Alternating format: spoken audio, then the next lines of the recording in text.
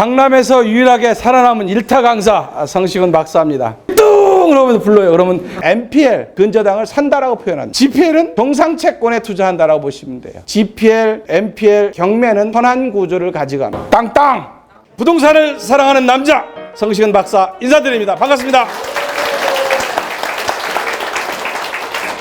칭찬은 고래도 춤추게 한다 그러는데 강의하는 강사 입장에서는 많이 오시는 게 첫 번째 칭찬이고 두 번째는 호응해주고 박수 치는 게 두 번째 칭찬입니다. 저는 세상을 살면서 세 가지 소중한 금에 대해서 얘기를 하곤 합니다. 첫 번째 금은 황금입니다. 저도 돈을 좋아합니다. 여러분도 돈 좋아하시죠? 네, 돈 벌어서 여러분 경제적 자유인이 되시기 바랍니다. 제가 돈을 좋아하게 된 첫 번째 이유는 직장생활을 하면서 빨리 부자가 되고 싶어서 급하게 부자가 되고 싶어서 어느 날 악마의 속삭임을 들었어요. 언제 월급 받아서 집 살 거야? 언제 월급 받아서 부자 될 거야? 부동산을 사랑한 남자라고 표현한 첫 번째 이유는 부동산을 통해서 이 자리에 있었기 때문에 절대 외에는 저는 부동산을 생각합니다. 사랑하지 아니하면 나한테 돌아오는 것이었습니다. 여러분 배우자를 사랑하십시오. 그러면 반드시 돌아올 겁니다. 그때 이후로 제 인생의 목표는 돈 벌자였고 두 번째 금은 소금입니다. 그 봉사라는 의미는 남을 보여주기가 아니라 나 자신을 위한 만족함을 하는데 쉽지는 않은 작업인 것 같습니다. 방법을 알려주는 것이 참된 교육이라고 생각을 하고 돈 많이 버시고 사회에 좋은 일 많이 하시기 바랍니다. 세 번째 금은 지금입니다. 지금이라는 의미는 앞으로 살아갈 날 중에서 가장 젊은 날이기도 하지만 마지막 날입니다. 우리는 내일의 불확실성에 살고 있기 때문에 오늘을 필사직생의 각오로 살고 있습니다. 여러분 모두 돈 벼락 맞으시기 바랍니다. 대출 있는 곳에 MPL이 있다. MPL 있는 곳에 경매가 있다. 경매의 시작은 MPL이다. MPL의 시작은 GPL이다라고 제 책에는 여러분한테 소개시켜 드릴 겁니다. 경매, MPL, GPL은 한 몸체입니다. 그 시작은 GPL입니다. 정상 채권에서 시작해서 연체가 발생을 하면 MPL이 되고 MPL 채권이 되면 채권을 회수하기 위해서 경매를 접근한다라고 보시면 될 것 같습니다. 여러분들은 아마 경매는 알지만 MPL, GPL은 낯선 단어일 수도 있습니다. 하지만 정상 채권인 GPL과 고정이하 여신인 MPL 채권과 그로 인해서 채권 회수로 이루어지는 경매는 한 몸체이기 때문에 다 아셔야 된다라고 저는 생각을 합니다. 저의 양력을 간단하게 소개하자면 강남에드 평생교육원의 원장이자 부동산학 박사고 현재 서울사이버대학교에서 부동산 경공매론 10년째 강의하고 있고 부실채권 강의하고 있습니다. 가끔 불러주면 기업은행이나 산업은행, 국민은행의 여신관리팀 교육도 담당하고는 있습니다만 그 외에는 외부 강의는 일철 거의 하지 않습니다. 전에는 학자의 꿈을 꾸고자 건대 부동산학과 최고경영자 대학원에서 MPL 과정까지도 진행을 했었지만 물론 광운대학교 인하대 정책대학원에서 초빙 교수까지는 했지만 지금 대학 강의는 서울사이버대 외에는 전혀 하지는 않습니다. 부동산학 박사고요. 나는 경매보다 MPL이 좋다로 여러분들하고 많이 접했을 겁니다. 자, 그러면 나는 경매보다 MPL이 좋다 책을 읽어보신 분 손 한번 들어보실래요? 의외로 적으시네요. 여기 선생님은 여러분 저한테 커피 한 잔 사줬다고 생각하시고 읽어보시면 좋을 것 같습니다. MPL 책에서는 독보적인 존재라고 생각을 하시면 될 것 같고요. 저는 이제 오랫동안 경매를 강의를 했어요. 지금도 서울사이버대에서 경매 강의를 하고 있고 예전에도 한 20년 동안 경매 쪽에 몸담고 있고 아울러서 공매 강의도 오래 했습니다. 그래서 주 종목은 MPL 부실채권이 제 주 종목이고 유치권 소송도 했었고 오피스텔, 상가 경매도 했고 토지 경매도 했습니다. 이따 제가 했던 경매 사례를 설명드리도록 하겠습니다.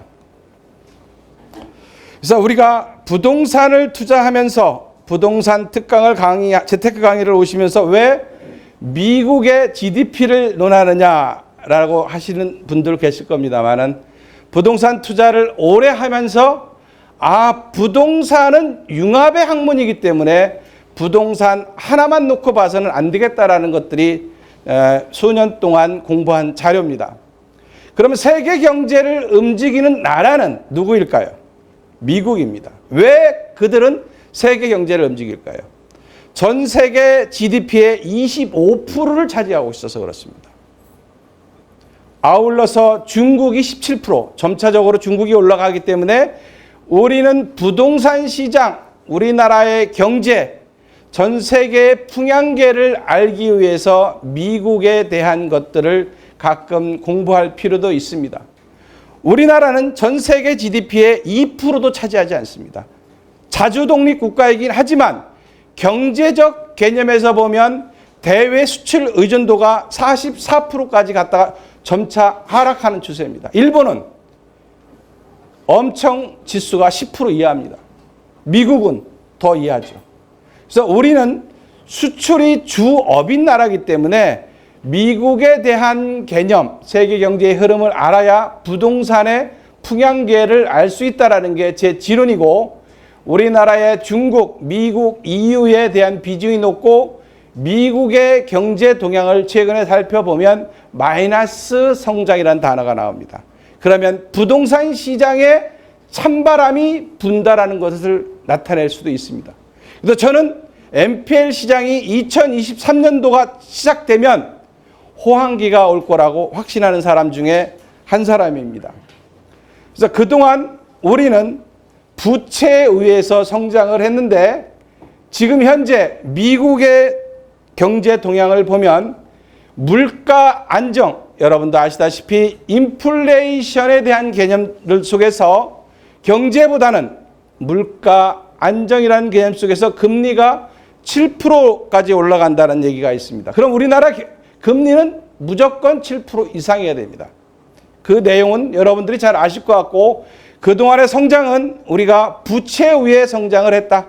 코로나19로 인해서 헬리콥터 머니의 살포, 그로 인해서 유동성의 확장, 저금리의 상태로서 부동산 가격이 급등한 원인 중에 하나고, 이제는 그런 것들이 테이퍼링을 통해서 부동산 가격에 영향을 미칠 수도 있습니다.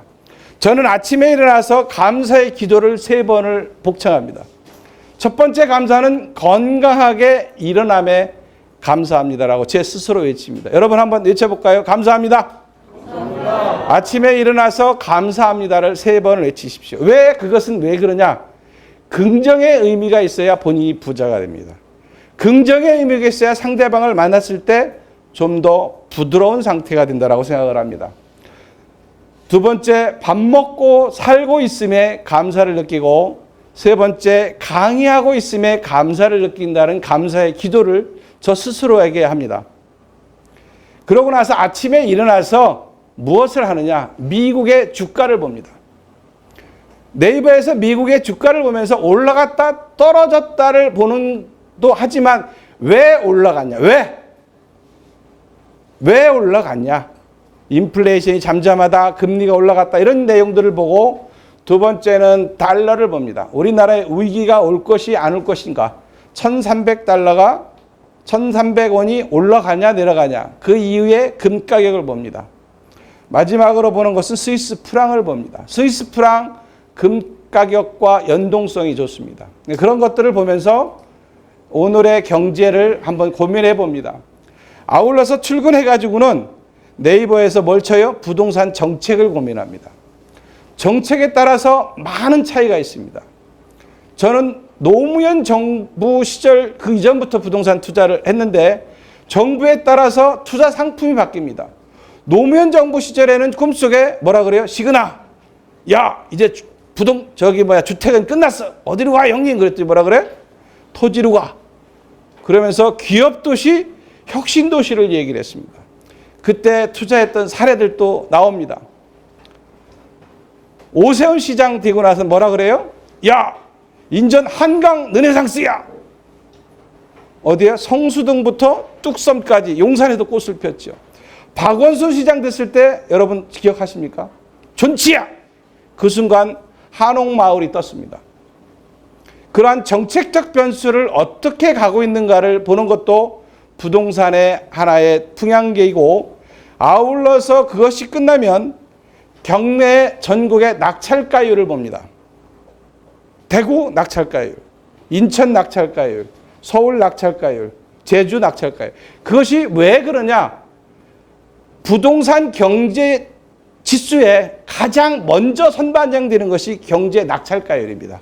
몇 명이 낙찰됐고 낙찰가가 얼마인지를 보면 부동산이 올라간다, 떨어진다, 어느 지역이 좋다, 나쁘다를 여러분들이 직감하실 수 있는 데이터로 활용하시면 될 것 같습니다. 그래서 조정지역 해제 나오면 부동산 가격이 하락하고 있구나, 부동산의 미분양이 쌓이고 있구나, 이런 것들을 징표로 나타낼 수 있죠. 부동산 가격이 급등하면 뭐라 그래요? 규제 지역이 증가합니다. 그런 사례들을 보시고, 그러면 대구 지역의 낙찰가율을 6월 26일부터 보면 79%, 72%, 78%, 77% 나옵니다. 대구 지역의 집가격이 떨어진다는 것이 사실이구나라는 것을 보실 수 있습니다. 이렇게 여러 자료들에서 여러분들이 투자를 언제 시점으로 잡을 건가를 보시면 될 것 같습니다. 물론 최근에 닥터룸은 금융위기를 얘기를 합니다. 그 시점은 2013년도를 얘기를 하고, 2013년도에 과연 집값 하락은 NPL 시장의 호황으로 다가올 것이라는 게 제 생각입니다. 그래서 2013년을 준비하기 위해서 여러분들은 지금부터 공부를 하셔야 된다고 생각을 합니다. 자, 그러면 제 주 전공, 제가 사랑하는 부동산은 무엇이냐? 토지와 그 위의 정착물입니다. 부모님 하면 누구를 나타내요? 아빠와 엄마를 나타내죠. 그럼 아빠는 날마다 드라마 보고 엄마는 날마다 스포츠 봅니까? 아니면 엄마는 날마다 드라마 보시고 아빠는 나는 자연인이다 스포츠를 보십니까? 제가 왜 퀘스천 마크를 붙여요? 토지의 성격과 건물의 성격이 다르다는 거죠. 토지는 지속적으로 무상향하는 집가 상승을 반면에 건물은 감가상각이라는 하향 커브를 그릴 수밖에 없습니다. 그러한 것들을 하면서 NPL을 하든 경매를 하든 공매를 하든 지폐를 하든 저는 부동산의 밸류에이션이나 가치평가에 있어서 토지의 가격과 건물의 가격을 달리해서 평가를 시작합니다. 투자의 첫 번째는 버는 것이 아니라 지키는 것이라고 저는 굳건하게 믿음이 있습니다. 지켜야 됩니다. 물론 지키는 것도 연령대별로 틀리더라고요. 20, 30대가 되면 뭐라 그래요? 박사님 왜?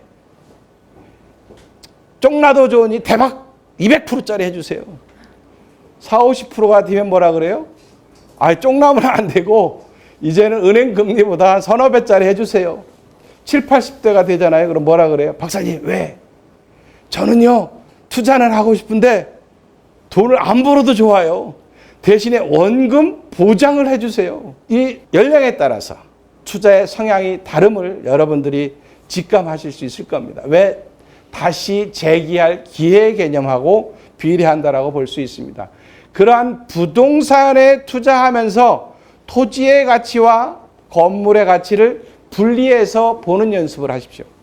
그러면 부동산의 가치가 미래의 가치가 여러분 보일 겁니다. 저는 그렇게 하고 있습니다. 물론 부동산학 박사고 부동산을 수십 년 동안 해왔지만 저는 100% 안다라고 얘기하지 않습니다. 저는 강의 중에 뭐라고 표현하냐면 51% 안다라고 표현을 해요. 알면 알수록 모르는 불확실성이 더 변수들이 있기 때문에 그래야 합니다. 투자, 부동산에 대한 투자의 개념은 부동산의 재화의 가치를 얻기 위해서 여러 가지의 해야 하는 행동들이겠죠. 그러면 부동산에 대한 경매, 경매는 과연 무엇이냐? 따라하겠습니다. 돈 받는 절차. 목소리가 작은 것 같아요. 돈 받는 절차. 경매가 뭐예요? 그러면 사람들이 뭐라 그래? 싸게 사는 거예요. 경매의 근본적인 개념은 돈 받는 절차예요. 채권자가 채무자의 채권 이수를 위해서 채무자나 보증인 부동산을 압류하여 매각하고 그 매국 대금을 회수하는 절차가 경매입니다. 어느 법에 따라가요? 민사집행법을 따라갑니다. 게다가 경매 공부하시는 분들은 앞으로 경매 공부한다고 하시고 뭐라 그래? 나 민사집행법 공부해. MPL 공부하시는 분들은 MPL을 하지 마시고 또 뭐라 그래? 나 유등화법률 공부해. 그게 기본 베이스입니다. 금전거래의 기본 베이스는 민법이잖아요. 사람을 때리거나 다치게 하면 형사법이듯이 기본적인 법이 있습니다. 경매는 민사집행법에 의한 절차로서 돈 받는 절차다. 그러면 경매하고 한 몸체인 MPL이라는 것은 뭐냐? 부실채권이라는 것이죠. 뭐가 부실한데? 이자가 부실한 거예요. 이자가 몇 개월? 3개월을 연체하면 우리는 MPL, 부실채권 기한이익을 상실했다라고 표현하는데, 그러면 MPL 투자는 무엇이냐? 여러 가지 종류가 있지만 간단하게 생각하면 근저당을 투자하는 겁니다. 근저당을 산다라고 표현합니다. 근저당을 이전받는다고 표현합니다. 그러면 GPL은 뭐냐? 그 원초적인 GPL은 정상채권입니다. 정상채권에 투자한다라고 보시면 돼요. MPL이 있기 전에 GPL이 있어야 됩니다. 정상 대출이 있어야 그로부터 연체가 발생하면 MPL이 되고, 그 연체된 채권을 채권자가 회수하기 위해서 하는 행위 중에 하나는 뭐예요? 경매라는 거죠. GPL, MPL, 경매는 선한 구조를 가져갑니다. 경매를 얻는데 채무자가 이자를 납부하면 GPL로 다시 바뀝니다. 그럼 GPL, MPL, 경매를 여러분들이 한 몸체로서 유기적인 연관관계를 갖고 있기 때문에 공부를 하셔야 된다고 표시하면 될 것 같습니다. 투자의 개념에서는 하늘의 별이 많듯이 우리가 무엇을 생각하냐면 던질 투, 재물자. 어디에 던져요? 무빙 타켓에 던지는 겁니다. 움직입니다. 금에 투자할 거냐? 달러에 투자할 거냐? 요즘 일본 돈에 투자한다는 분들 계시게요? 제가 후회하는 게 하나 있어요. 우크라이나 전쟁이 나면서 러시아의 루블화가 폭락했을 때 투자를 했어야 되는데 라고 생각을 해요. 그 뭐를 생각을 못했어요? 가스하고 휘발유 가격을 루블화로 받는다라고 하면서 다시 반등했습니다. 어디에 투자할 거냐? 무빙 타켓이라는 거죠. 단지 제가 주 전공인 전 부동산에 파생된 상품에 투자한다라고 보시면 될 것 같습니다. 우리가 투자를 하면서 안정성, 수익성, 환금성을 논합니다.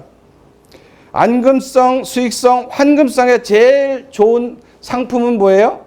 예금이죠. 1%. 지난번에 어제 저축은행에 며칠 전에 갔더니 줄 섰어요. 할아버지 할머니들이.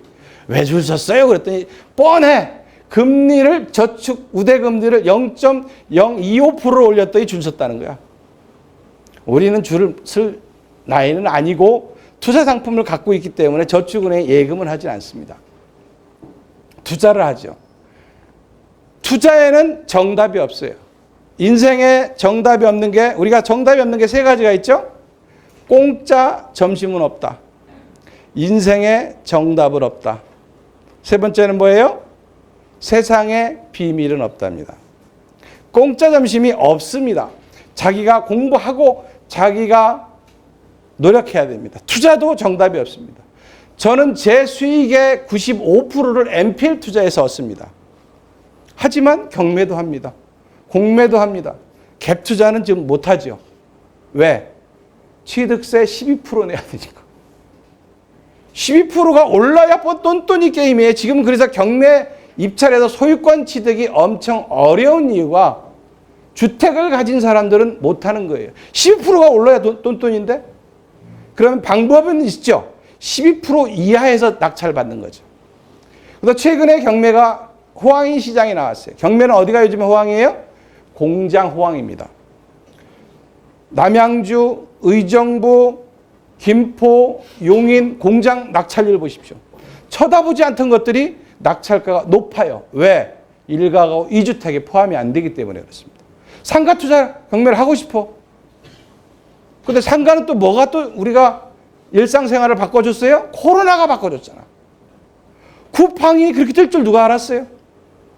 배달의 민족이 주가가 몇 조 할지 어떻게 알았냐고요. 시대가 바뀌어졌다는 거죠. 그러한 시대의 흐름 속에서 정답은 없지만 맞춰 가야 됩니다. 그래서 자신의 궁합이 맞는 상품을 찾아가는 것이 투자라고 생각합니다. 예금 1%가 안 되죠. 주식 하고 싶어요. 제 수익률이에요. 마이너스. 넘어가겠습니다.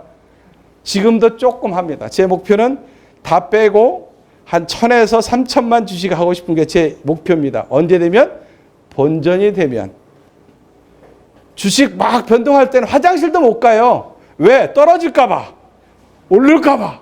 그래서 제가 사랑하는 부동산의 주 전공이긴 하지만 가끔 여윳돈이 생기면 기웃거리기도 합니다만 이제 쫑을 여러분한테 공언하지만 내야 될 것 같습니다. 왜냐하면 빨리 죽고 싶지 않습니다. 오래 살고 싶습니다. 그래서 금 투자도 괜찮습니다. 근데 지금 75,000원, 7만 원 떨어지면 금 투자하십시오. 지금 74,000원, 75,000원 하더라고요. 위기가 오면 안전자산으로 금도 좋습니다. 근데 금이 단점이 있죠. 부가세 10%를 내야 돼요.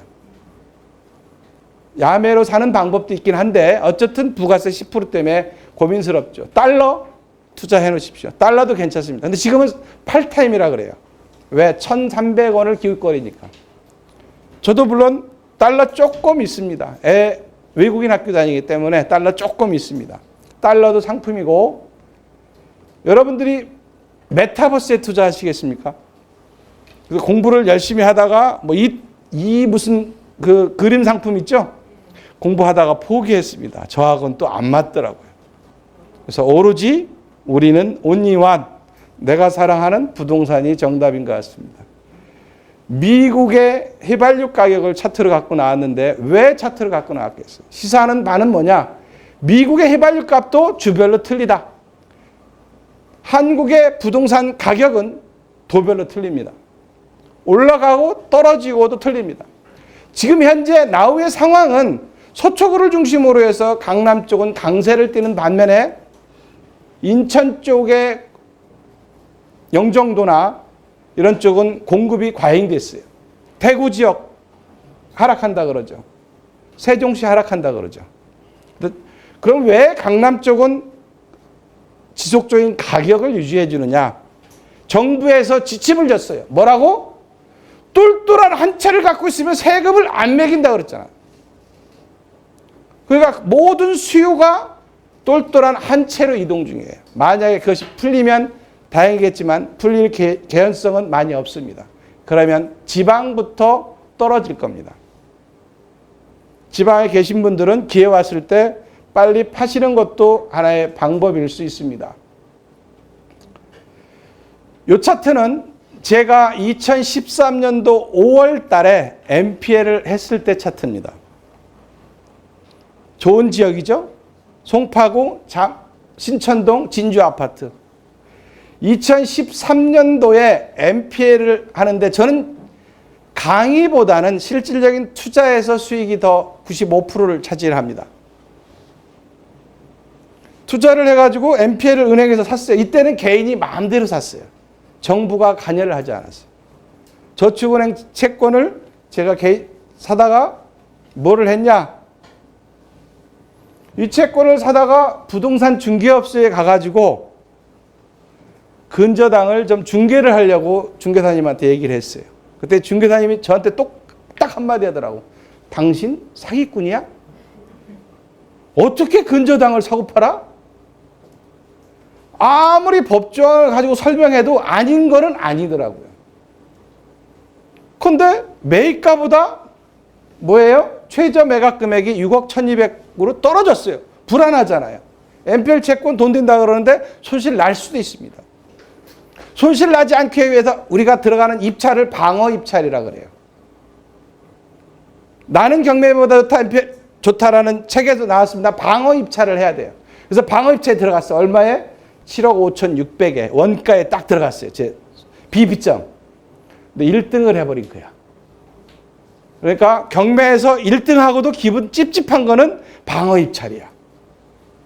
2등이 금액은 안 나왔네요. 그래서 7억 5,600 해가지고 조금 올라갈 기미를 보여서 팔았어요. 왜? 우리는 단기 매매 스타일이거든. 2013년도만 하더라도 제가 그렇게 돈이 넉넉하지는 않았어요. 왜? 생활비를 벌어야 되니까. 그럼 이 아파트가 좋은 이유는 딱 하나예요. 부동산이 아까 뭐라 그랬어요? 토지와 그 위에 정착물이라고 그랬잖아요. 그러면 토지가 몇 평이야? 18.87평이야. 19평이야. 1억 잡으면 18억이야. 건물은 전 안 봅니다. 물론 신축 아파트는 건물의 가치가 더 높지만 구축 아파트는 땅의 가치가 최대예요. 감정평가를 하더라도 60%에서 80%가 토지의 감정이에요. 음마 아파트 같은 경우는. 잠실 주공 5단지, 진주 아파트. 그러고 잊어먹었어요. 그냥 몇천 벌었으니까 만족해야지. 어느 날 NPL 강의를 하는데 어느 분이 뭐라고 얘기해? 근데 이 채권은 여러분들이 경매 정보지를 보실 때 대금 지급기한, 배당기일, 배당종결이 같다라는 단어들이 나오면 근저당권인 채권자가 낙찰받았구나라고 생각하시면 돼요. 가끔 임차인이 낙찰받습니다. 그러면 똑같이 나옵니다. 대금 지급기한과 배당종결이 같이 나와요. 이걸 우리는 뭐라 그래? 상계신청이라 그럽니다. 경매에서는. 그래서 채권자 입장에서는 손해날 것 같으면 방어 입찰을 하셔도 돼요. 임차인의 입장에서도 임차보증금이 손실날 것 같으면 입찰을 하시고 상계신청하시면 돼요. 그래서 같이 나온 거예요. 상계신청. 근데 어느 날 19년도에 강의하는데 성 박사님 왜?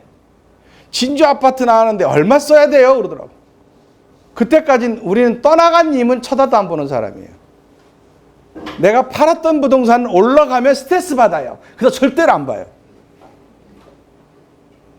근데 또 제자가 물어보니까 수강생 물어보면 또 무료로 답변해 줘야 되니까.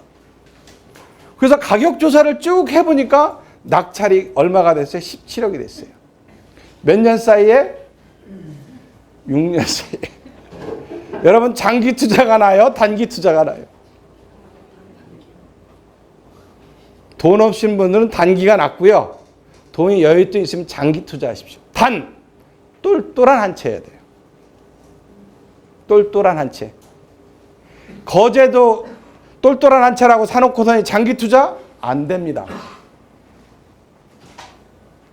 똘똘한 한 채는 자기 경제적 여력을 고민해가지고 가장 최상의 거를 찾으셔야 돼요. 물론 우리가 최상의 것이라고 하는 것은 강남이죠. 서초, 강남구 뭐 이쪽이겠죠. 송파구. 왜? 우상향합니다. 그래프를 공부하다 보면 부동산의 토지의 가격은 우상향합니다. 그 근본적인 근거는 뭐냐? GDP가 상승하기 때문이에요. 에티오피아가 왜 부동산 가격이 싼 줄 아세요? GDP가 낮아요. 중국이 부동산 가격이 왜 폭등한지 아세요?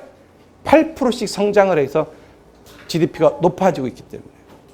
최근에 많은 사람들이 갔던 데가 베트남이었잖아요. 저도 베트남 1년에 한 2번씩 갑니다. 겨울마다. 뭐하러? 골프 치러.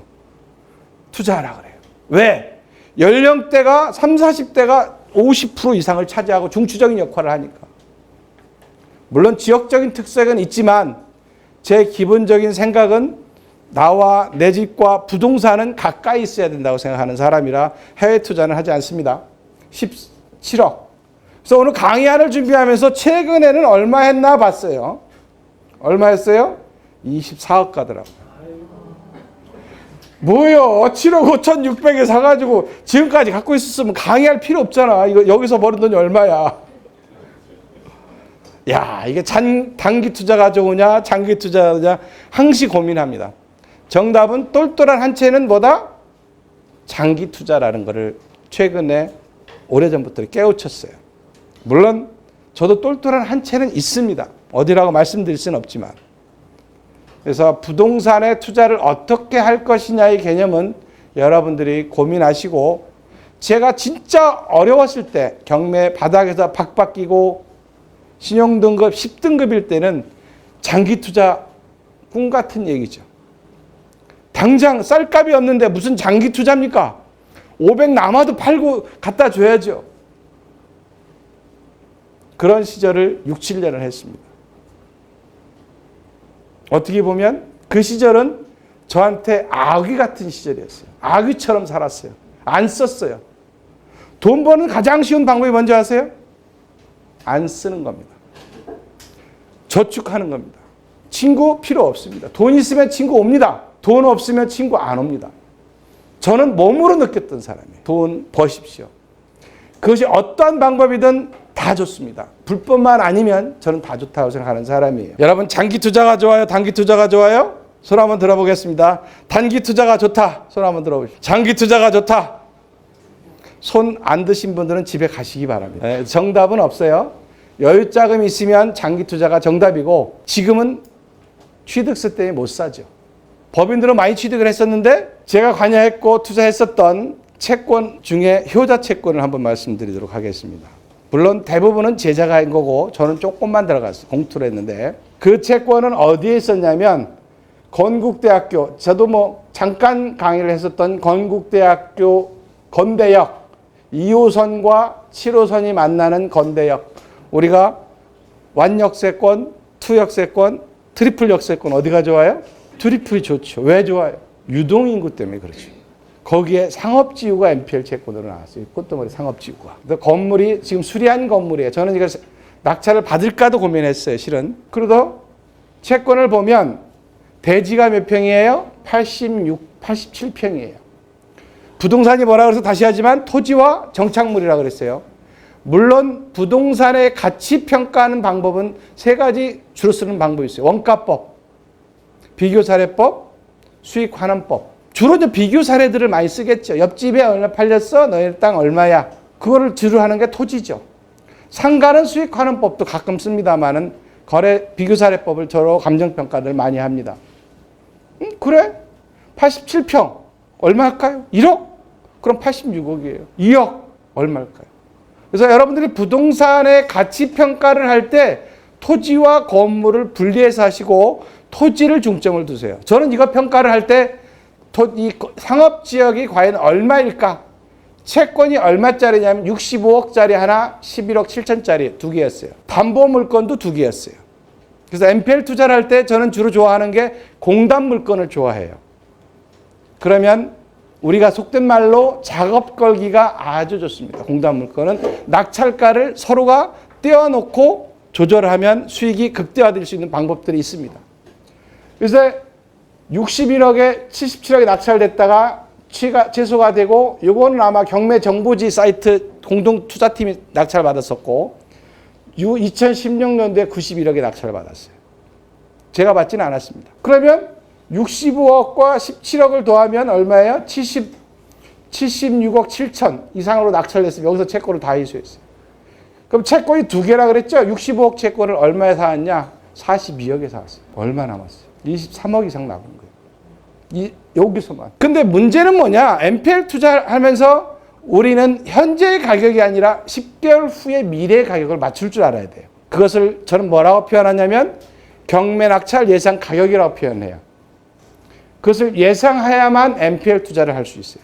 GPL 투자도 마찬가지입니다. 과연 최악의 상황에서 제3자가 얼마의 낙찰을 받을 거냐, 이런 지표들을 배당받으러 2016년도 동부법원은 어디에 있냐면 구의역에 있었어요. 지금은 어디로 옮겼어요? 문정동, 덧치고 문정동으로 옮겼죠. 문정동으로. 배당받으러 갔어요. 언제 날짜에? 2016년도 8월 달에 갔네요.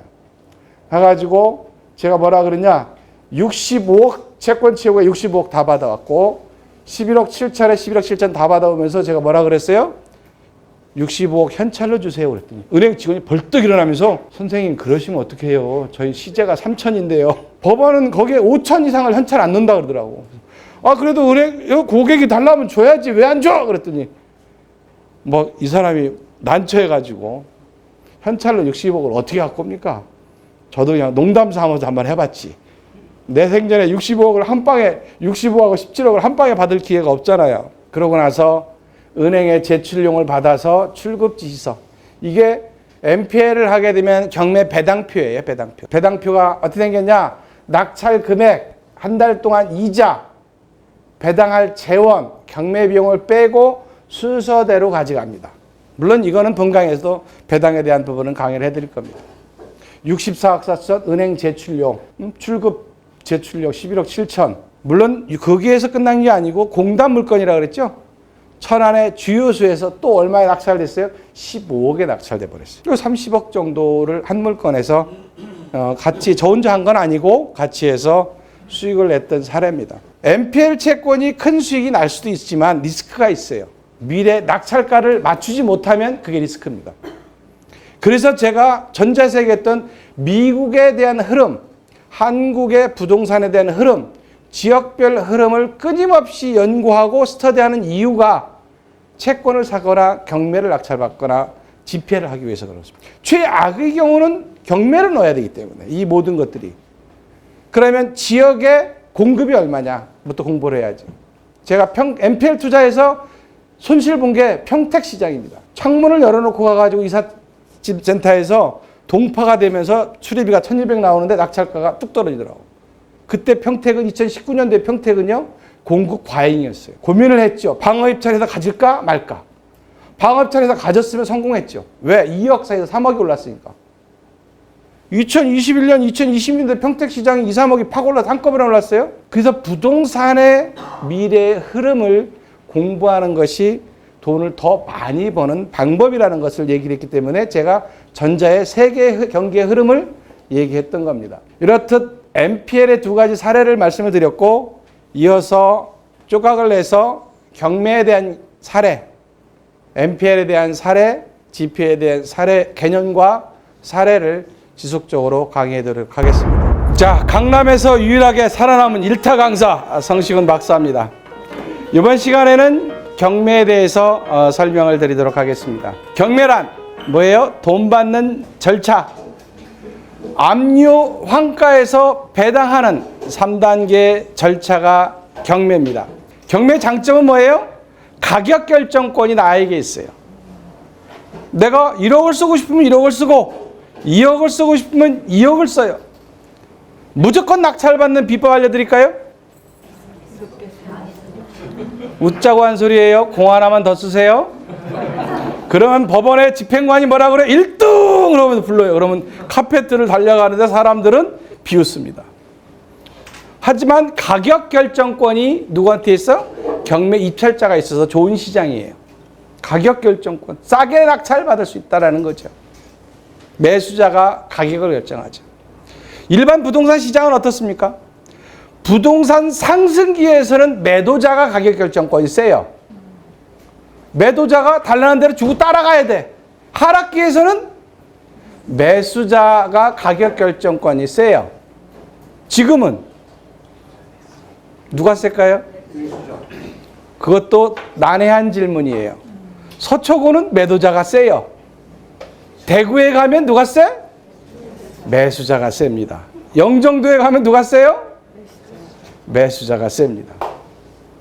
부동산이 상승기냐 하락기냐 정책이냐에 따라서 정책이 평행선을 그리면 매수자와 매도자의 힘겨루기가 동등한 개념이지만 셉니다. 저는 최근에 건물을 짓기 위해서 50평 땅을 샀어요. NPL 채권으로 매입한 거를 제가 매입을 했어요. 제가 평당 매입 가격은 2,500에 샀는데 움직이질 않아요. 6개월째 뭐라 그래요? 팝니다. 저는 돈 되면 다 합니다. 따라하겠습니다. 돈 되면 다 하자. 돈 되면 다 하자. 돈 되면 다 하세요. 불법만 아니라면. 가격의 결정적인 요인의 결정권이 매수자에게 있기 때문에 경매가 좋은 거예요. 근데 경매에 단점이 있어요. 장매에도 가시가 있듯이 단점이 있어. 뭐야? 원하는 집, 원하는 동, 원하는 지역을 내 마음대로 살 수가 없어요. 왜? 물건에 한계성이 있는 게 경매의 단점이에요. 여성분들이 더 겁내하시는 게 뭐예요? 명도는 어떻게 해요? 이거잖아요. 명도. 합의 이사비는 얼마를 줘요? 이게 걱정이잖아요. 그런 분들은 어떤 경매를 사시면 되냐면 임차인이 배당금을 100% 경매면 임차인이 쫓아옵니다. 배당 날짜에 돈 받으려고 그러는데 명도 확인서를 언제 줘요? 왜? 배당금을 받으려면 명도 확인서가 필요하니까. 그런 집만 경매하세요. 명도 걱정이신 분은. 그런 물건도 많아요. 임차인이 경매를 넣거나 선순위 임차인이 대항력과 확정 일자를 갖추고 배당 요구 종기 안에 배당 신청한 물건들은 임차인이 빨리 이사 가고 싶어. 빨리 돈 받고 싶어. 그런 물건만 하시면 돼요. 명도 걱정이시라면. 물론 마진이 작죠. 그래서 고수 전문가일수록 법정지상권이나 유치권이나 선순위 가등기나 선순위 임차인이나 하자 있는 흠결이 있는 물건을 하는 거예요. 제가 법정지상권 소송 안 해봤겠어요? 유치권 소송 안 해봤겠어요? 선순위 가등기 소송 안 해봤겠어요? 어느 순간 나는 뭐지? 라고 그래서 MPL을 터닝을 한 거예요. MPL은 채권 사기가 좀 힘들어. 사놓으면 그 다음부터는 안정적이야. 그래서 MPL 투자가 제가 맞아서 하는 거예요. 제 맞는 양복이기 때문에 MPL 투자가 주력 상품이 된 것 뿐이에요. 경매, 명도 걱정하지 마세요. 뭐만 주면 돼? 합의금만 많이 주면 돼. 그리고 경매 낙찰받고 자기가 낙찰받았다고 절대로 하지 마세요. 나 심부름 왔는데요. 사장님한테 잘 얘기할게요. 저희 회사에서는요, 70 정도, 50에서 70 주는데요. 사장님은 특별히 100만 원까지 생각해 볼게요. 물론 250 정도에서 왔다 갔다 하겠지만. 자기가 낙찰받았다 그러면 가격 결정권이 자기한테 있어서 자기한테 많이 요구를 하더라고요. 제가 많이 경매를 해보면. 또 저는 제가 받은 것도 제 명의로 받았다고 안 합니다. 뭐라 그래요? 심부름 왔습니다. 회사에 가서 상의하는데 최대한 선생님의 반영을 하겠습니다. 그게 하나의 명도의 전략 중에 하나고 정답은 아니지만 저는 그렇게 하고 있습니다. 명도. 경매의 특징은 뭐예요? 주택 가격의 선행지수예요. 앞으로 여러분들이 부동산 경기가 어떤 지역에 어떻게 바뀔지를 궁금하시다면 그 지역의 경매 물건 낙찰가율을 보세요. 입찰자 수를 보세요. 입찰자 수가 5명 이하면 하락 지역입니다. 입찰자 수가 10명 이상이면 상승 지역이에요. 저는 그거 가지고 판단해요. 미래 가치를 어떻게 하냐? 1년치 낙찰 사례를 분석하면 그 지역은 가보지 않아도 가격이 나옵니다. 물론 여러 가지 데이터를 보는 방법이 있습니다. 가장 기본적인 경매 데이터를 저는 활용을 합니다. 경기 어느 지역이 좋고 나쁘냐는 응찰자 수와 낙찰 가격을 가지고 측정을 하면 거의 맞습니다. 왜? 경매가 선행지수를 하니까. 예전에 경매 그러면 뭐라 그랬어? 조폭이 하는 거야. 지금 그렇게 얘기하는 놈은 머리에 총 맞아 죽어야 돼. 경제적 활동이 만약에 경매가 없다면 은행 대출이 없습니다. 은행 대출이 없으면 경제는 마비됩니다. 돈은, 금융은 피와 같습니다. 여러분 몸에 피가 없다면 죽습니다. 제가 농사를 또 전원주택이 그리워서 1년 접었습니다. 농사 짓는데 가장 중요한 게 깨달았어요. 물입니다, 물. 제가 산속에 집 조그마한 거를 해가지고 하던데 가뭄이 들으니까 다 죽더라고요. 이야, 농사에서는 물이 중요하구나. 사람에게는 가장 중요한 게 피의 흐름이죠. 경제에서는 돈의 흐름입니다. 그런 것들이 어디로 가고 있는가를 여러분들이 끊임없이 공부하십시오. 끊임없이 관심 가지세요.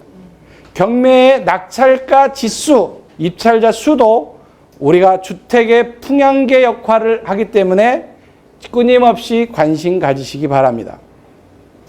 그럼 2023년도에는 불경기가 온다고 누구나 다 과반수가 얘기를 합니다. 경매 물건 증가하죠. 그럼 또 뭐가 증가해요? MPL 물건이 증가합니다. MPL과 경매는 똔똔이 관계, 정비례 관계이기 때문에 그렇습니다. 제가 투자했던 것을 설명하기 위해서 예전의 경제지표, 정권별 아파트 가격 추이를 차트로 준비했습니다. 가만히 보십시오. 이 그래프에 부동산의 아파트 가격의 이거를 보면서 여러분들이 느끼는 것은 뭘 느껴야 되냐? 우상향을 하는구나. 부동산은 올라갔다 내려갔다를 반복하지만 종국에 가서는 뭘 한다? 우상향을 한다라는 걸 머릿속에 깨우치십시오. 물론 금융위기나 IMF나 지금과 같은 테이퍼링 시대에는 떨어지겠죠. 중국에 가서는 올라갑니다. 그래서 저는 뭐라고 그러냐? 무주택자라면 지금이 바로 살 시점이다. 지금이 보다는 2023년도에 더 기회가 오니까 해야 되겠죠. 다주택자라면 지금 팔아야 되겠죠. 저도 법인으로 부동산 종부세 맞았다 그랬잖아요. 내놨습니다. 다. 네, 현금을 가지고 있어야 되니까. 위기의 상황에서 베팅할 수 있는 준비를 해야 되니까. 여러분들은 투자를 하지 않으신 분이라면 지금 기회가 왔다라는 거죠. 볼까요? 우클릭 하시는 노태우, 김영삼, 이명박, 박근혜 시절에는 부동산이 급등을 하지 않았습니다. 왜? 공급이 답이라는 걸 알고 있어요. 대표적인 사람이 누구였어요? 노태우 대통령이었죠. 200만 호 하면서 집값이 떨어져 버렸습니다. 세계적인 경제 지표 동향과도 일치할 수도 있겠지만 국내 변수를 가지고 또 논한다면 좌편향 하셨던 분 중에서 김대중 대통령과 노무현 대통령과 문재인 대통령 시절을 고민해 보십시오. 제가 갭 투자를 하나도 못했어요. 이번 정권에서는. 왜? 정부에 너무 겁을 먹었어요. 왜 내가 갭 투자를 못했을까를 반성하면서 찾은 책이 뭐냐? 부동산은 끝났다. 김수현 씨가 쓴 책 2017년도에 쓴 책을 찾았어요. 거기에 뭐라고 나오냐면 그 사람이 요때 큰 역할을 하신 분이에요. 과천에 사신 분이시죠? 집이 과천이에요. 집을 가지면 우클릭을 하고 집을 안 가지면 좌클릭을 한다. 강남의 우클릭에 칩표거리 나온다고 표현을 했어요. 그 얘기를 읽는 순간, 그 행간을 읽는 순간 제 머릿속에 하얘지더라고요. 아, 이게 정부의 정책을 알아야 내가 부자가 될 수 있겠구나. 규제로 갔죠. 규제. 공급 억제, 각종 규제. 저는 이때도 경매를 했어요. 이때 엠페를 알았으면 제가 강의 안 합니다. 강의하면서 부자라고 하는 놈은 다 사기꾼이에요. 저는 100억이 있으면 강의 안 합니다. 아직 100억이 안 찼어요. 강의하면서 수천억 있다고 유튜브 하는 놈들은 다 사기꾼입니다. 저는 확실합니다. 1000억 있는데 왜 힘들게 유튜브 합니까? 저 유튜브 안 했어요. 안 하다 보니까 이제 안 되는 거야. 성 박사의 돈 되는 TV로. 그래, 학문도 중요하지만 돈이 최고다. 돈만 얘기하려고. 여러분 같이 돈 벌자고요. 같이 돈 벌어야지. 왜? 돈이 무수히 떠다니니까. 저는 신도현역에서 전철 타고 오면서 저거 돈이 막 하나 지금 보이고 있어. 지금 눈 부다리고 뜨고 있어. 뭐냐? 신도현역에 나오자마자 4번 출구 앞에 유치권 연습만이 크게 붙었어. 그럼 저는 번뜩 무슨 생각이 들어? 야, 저거 연체돼 있겠구나. 저거 가서 토지 근저당을 사야 되겠다. 지금 조사하고 있어요. 다 돈으로 보여. 건대인가 그쪽으로 갔는데 뭐 공유주택 여행 뭐지 에어비앤비인가요? 그거 할 집들은 다 돈으로 보이더라고. 거기에 목동 단독주택 사세요. 뭐해? 에어비앤비에다가 뿌리세요. 월세 짱 납니다. 제주도 한 달 살기 단독주택 잘 나갑니다. 120만 원씩 받아요. 세상의 모든 것들이 다 돈으로 보여. 단 어떤 것이 나한테 맞는 돈 버는 툴로 가느냐의 부분은 본인이 선택을 해야 돼요. 제가 그래서 노무현 대통령 시절에 뭐 했냐? 엄청난 규제를 했어요. 가장 대표적인 규제가 기억이 날지 모르지만 831 부동산 대책이에요. 전 국토의 30% 이상을 토지거래 허가제로 묶었어요. 노무현 대통령 되면서 공약이 뭐였냐? 제가 충청도 사람입니다. 충청도 표를 얻으려고 뭐라 그랬어? 야, 수도 옮겨! 공주로 갔어. 야, 혁신도시 만들어. 개판됐어. 기업도시 만들어. 개판됐어. 제가 MPL 채권을 주로 하지만 전국을 다 해요. 거제도도 하고. 어느 날 구미의 아파트를 MPL 채권을 샀는데 구미가 작살났어요. 창원하고. 거제 조선경기 작살내면서 같이 작살났어요. 낙찰가가 엄청 고민되는 거예요. 방어 입찰해 말어. 손해봐 이익봐. 전날 생각이 뭐였냐면 손해만 안 보고 빠지게 해달라고 하나님한테 기도를 했어요. 내가 배부를 때는 기도가 안 나와. 배고프고 힘드니까 기도가 나오더만 또. 저는 참고로 천주교 신자예요. 성당 성모 마리아 좋아합니다. 그래서 구미역이 딱 늘었는데 현수막이 나를 반겨. 거기에 뭐 있어? 한전인가 뭐 가 있죠? 상가마다 현수막이 반겼어. 임대인 구합니다. 억지로 넣었거든 거기다. 성공한 데 어디 있어요? 기업도시 속에 성공한 데는 충주, 원주 정도밖에 없어요. 다 망했습니다. 인위적으로 한다는 행위는 표를 위한 행위일지는 모르겠지만 명분은 좋지만 실익이 없는 거죠. 양반이 꽃 비 오는데 갔었는데 뛰어가서 꽃 걷으면 안 되잖아. 지금 뛰어가서 걷어야 돼. 양반이 어딨어? 실익이 우선이죠. 그래서 그때 너무 주택의 규제를 많이 하니까 제가 뭘 했어? 혁신도시 기업도시 하면서 꿈속에 노무현 대통령님이 나타나서 시그나 이제는 땅 투자해라. 땅 투자했다니까? 2000년도에 그때 뭐라 그러냐면 토지보상금이 4조 6천억이 공주에 나온다는 거야. 근데 대토라는 게 나오더라고. 대토. 양도세 안 내는 대토. 연접한 해당 시군구와 연접한 시군구의 보상 면적보다 같거나 많이만 사면 양도세 면세예요. 그러니까 미친 듯이 올라가는 거야. 공주하고 붙어있던 부여, 청양. 그때 또 제가 열심히 다녔죠. 어디 가서 아산 탕정 분양한다 예산 땅값이 올라가는 것들을 보고 파주 LG 필립스 하면서 연천 올라가는 걸 봤고 그래서 어디로 갔어요? 맨 처음 청양으로 갔지.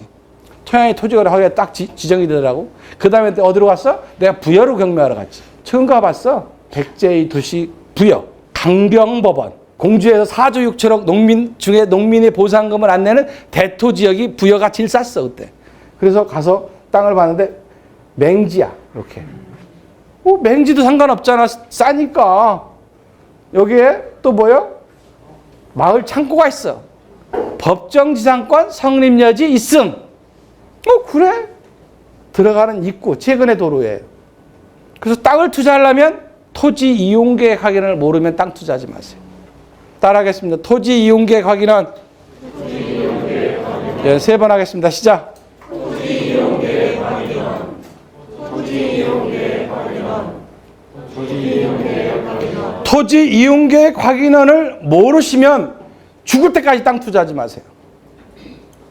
저는 서울에 단독주택 경매할 때도 토지 이용계획이라 반드시 뗍니다. 왜? 신축을 해야 되니까. 2종인지 3종인지 준주거인지. 계획관리야? 좋아. 근데 맹지야. 근데 창고가 있으니까 맹지 탈출은 됐어. 2004년이야.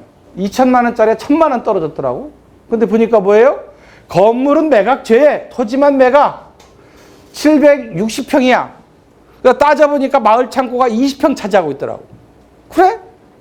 20평 버리지 뭐. 760평 중에 20평 버리면 얼마야? 700. 예? 740평 남잖아. 왜 법정지상권에 함몰돼? 그럼 돈을 못 벌지. 그래서 내가 보니까 이게 돈으로 보이더라고. 그래서 입찰을 딱 했어. 개찰을 딱 했는데 단독 응찰이야. 아, 똥 밟았네. 거머리 붙었네. 모래기가 진짜 농민의 자식이에요. 거머리 붙은 거 기분 아시죠? 그것도 내가 얼마를 썼어? 1,200을 더 써서 1,300만 원을 썼어. 근데 아무도 안 들어왔더라고. 아이씨, 이거 나만 잘못 봤나? 17,000원이야. 그래서 이걸 낙찰받고 이제 좋다고. 그래도 뭐 우리는 한 번 결정한 걸 후회하지 않습니다. 한 번 결혼한 내 와이프는 이 세상에 제일 이쁜 와이프고 제일 잘하는 와이프지, 비교하는 순간 나는 지옥의 나래로 떨어집니다. 여기까지 우리 와이프하고 싸워서 단 한 번도 이겨본 적이 없어요. 결정한 거는 후회하면 안 돼. 내가 단독 홍차했다 하더라도 나는 성공한 거야. 앞으로 여러분들은 무조건 결정하기 전에는 3박 4일 고민하지만 결정한 내용에 대해서는 수긍하고 인정하세요. 그러고 있는데 갑자기 뉴스에 나와. 뭐라고? 우연 판결 났다는 거야. 행정소도가 우연 판결 나가지고 안 간다는 거야. 아씨, 똥발랐네. 그래서 내가 2014년부터 정책을 고민했어요. 내가 잘못한 거냐, 정부가 잘못한 거냐. 그래서 카페도 만들고 신문 스크립트 하고. 뭐라 그래? 균형 발전 우선 과제다, 우연 결정이다, 충청도 땅값 단기적으로 폭락했다. 나는 다시 뭐가 되고 싶지 않아? 농부가 되고 귀농하고 싶지 않아. 나 농사꾼의 아들 싫어서 서울로 내가 억지로 내가 우겨가지고 서울에 대학 다녔는데 다시 농사 지어야 되겠어? 안 되지. 에라이 씨 모르겠다. 잔금 내고 버텼죠. 어떻게 팔았어? 안 팔리잖아. 신문 광고를 냈어요. 매경신문 토요일날 줄광고. 그랬더니 역시 사람은 죽으라는 법이 없더라고. 어느 날 그 땅 도지가 얼마야? 그러더라고. 도지? 쌀 얼마나 받아? 그래서 예 200평에 쌀 한가 받아야 돼. 많이 받네. 그러더니 보지도 않고 계약하시더라고. 어르신 그 땅은 보셔야. 내가 걱정드리잖아. 계약금 받은 다음에 물어봤어. 그 전에 물어보면 안 되잖아. 계약금 받고 어르신 그래도 땅은 보셔야 되지 않아요? 아니야. 나 북한에서 넘어온 저 은평구 진관내이동에서 보상받은 사람인데 내 평생 소원이 내 땅에서 난 쌀밥 먹는 게 내 소원이야. 그래서 4만 원에 팔았지. 어이 참 역시 죽으라는 법은 없구나. 이때 내가 땅 많이 받았어요. 잔금 안 낸 것도 한두 개 있어. 잔금 내면 1억이 들어가면 그랬더니 또 땅 주인이 대출을 갚아버리더라고. 그러면 또 어떻게 돼? 경매 원인 무효야. 그럼 내가 냈던 입찰 보증금은 또 받아. 경매는 원인 무효가 되면 다시 받습니다. 그렇게도 해보고. 땅 2014년도에 했으니까 좀 묵었죠. 그 부동산 인물안제가. 이때 경매를 많이 했어요. 2008년도 물론 아파트는 많이 했어요. 어느 날 뚝 봤더니 신림동에 오피스텔이 한 20채가 나온 거야. 근데 보니까 수익률을 계산해 보니까 뭐가 나와요? 수익률이 13.5% 나오더라고. 괜찮네? 근데 겁났어. 왜 겁나? 선순위 가등기가 있는 물건이야. 가등기 인수하는 거 아시죠? 네. 선순위 가등기 인수야. 근데 누군가가 낙찰을 받아가더라고. 그래서 내가 가보니까 걔가 관리소 소장이더라고. 관리소 소장이 본인 혼자서 받네? 그래서 이거 가등기는 두 종류가 있어요. 담보 가등기와 소유권 이전 청구권 가등기, 매매 가등기 두 가지의 종류로 나뉘는데 이거 담보구나. 담보는 경매로 말소할 수 있어요. 그래서 제가 어떻게 했냐? 가등기 원소유자 이 사람 찾아갔어요. 찾아갔더니 뭐라 그래?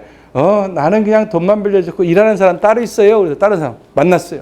만나가지고 또 어떻게 잘 보여야 되잖아. 내 얼굴은 못생겼지만 술은 먹을 줄 알거든. 일단 얘기는 나중에 하고 술이나 한잔 합시다. 그 사람하고 술을 진탕 먹었어요. 했더니 내가 보기엔 이거 담보 같은데 맞아? 그랬더니 말을 안 해. 원래 아니면 아니라고 바로 즉답이 나오거든요. 사람은 반응적으로 반사적으로 거짓말할 땐 탁탁 나오거든. 진짜면. 그래서 제가 어떻게 했냐? 미리 샀어요. 가등기를 300만 한 개당 300만 원씩 사가지고 입찰 받기 시작했죠. 그랬더니 관리소장이 또 같이 들어오더라고. 나중에 5개가 남았는데 관리소장이 협상이 와. 웬만하면 가등기 저한테 파시죠? 300씩 사갔으니까 400씩 쳐줄 테니까 팔아요. 팔았어. 근데 이 물건은 가등기도 오래 많이 했어요. 가등기 말소 소송도 해본 적 많고. 이게 담보 가등기냐 소유권의 청구권 가등기냐가 핵심이에요. 가등기 담보에 관한 법률에 보면 경매를 하면 말소한다 이렇게 나와 있어요. 돈 꿔준 거냐 산 거냐 요게 체크 사항이거든. 옛날에 가등기도 한참 하러 다녔던 적이 있어요. 그래서 선순위 임차인까지 다 해서 하니까 내가 인수금액이 5,400에 샀어요.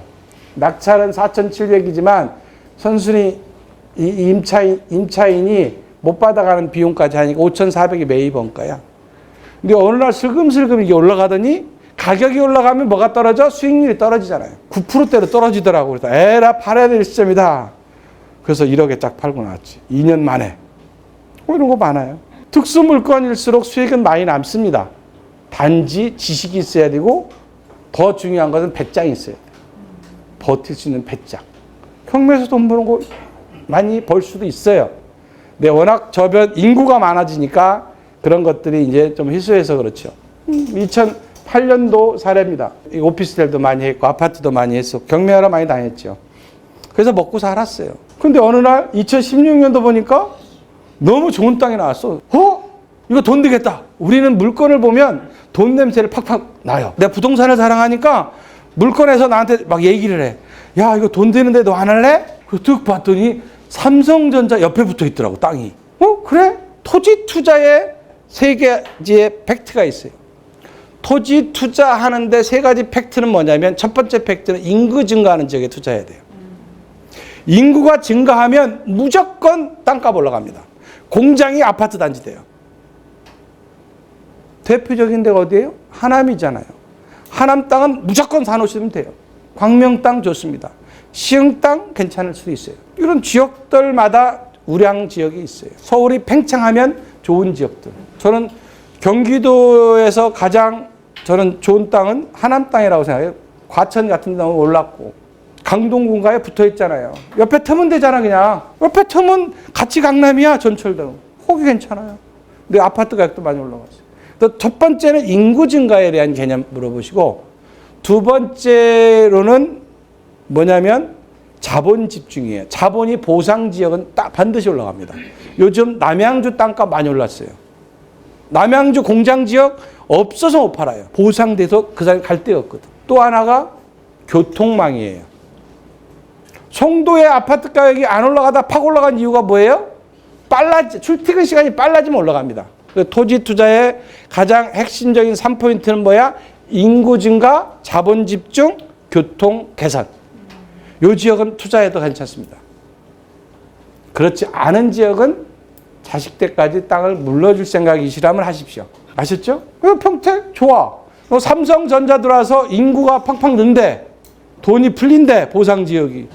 GTX 지제역 생긴대. 얼마나 좋아. 삼박자가 맞더라고. 그래서 근데 떡 풀었더니 100억이야.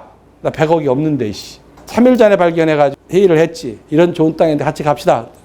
보자마자 토마토저축은행이 170억이 근저당인데 청구 금액도 170억이야. 또 바로 전화했어. 어디로? 예금보험공사로. 파산관제인이 은행이 파산하면 예보로 넘어가요. 예보에 전화해서 이 채권을 NPL을 살려고.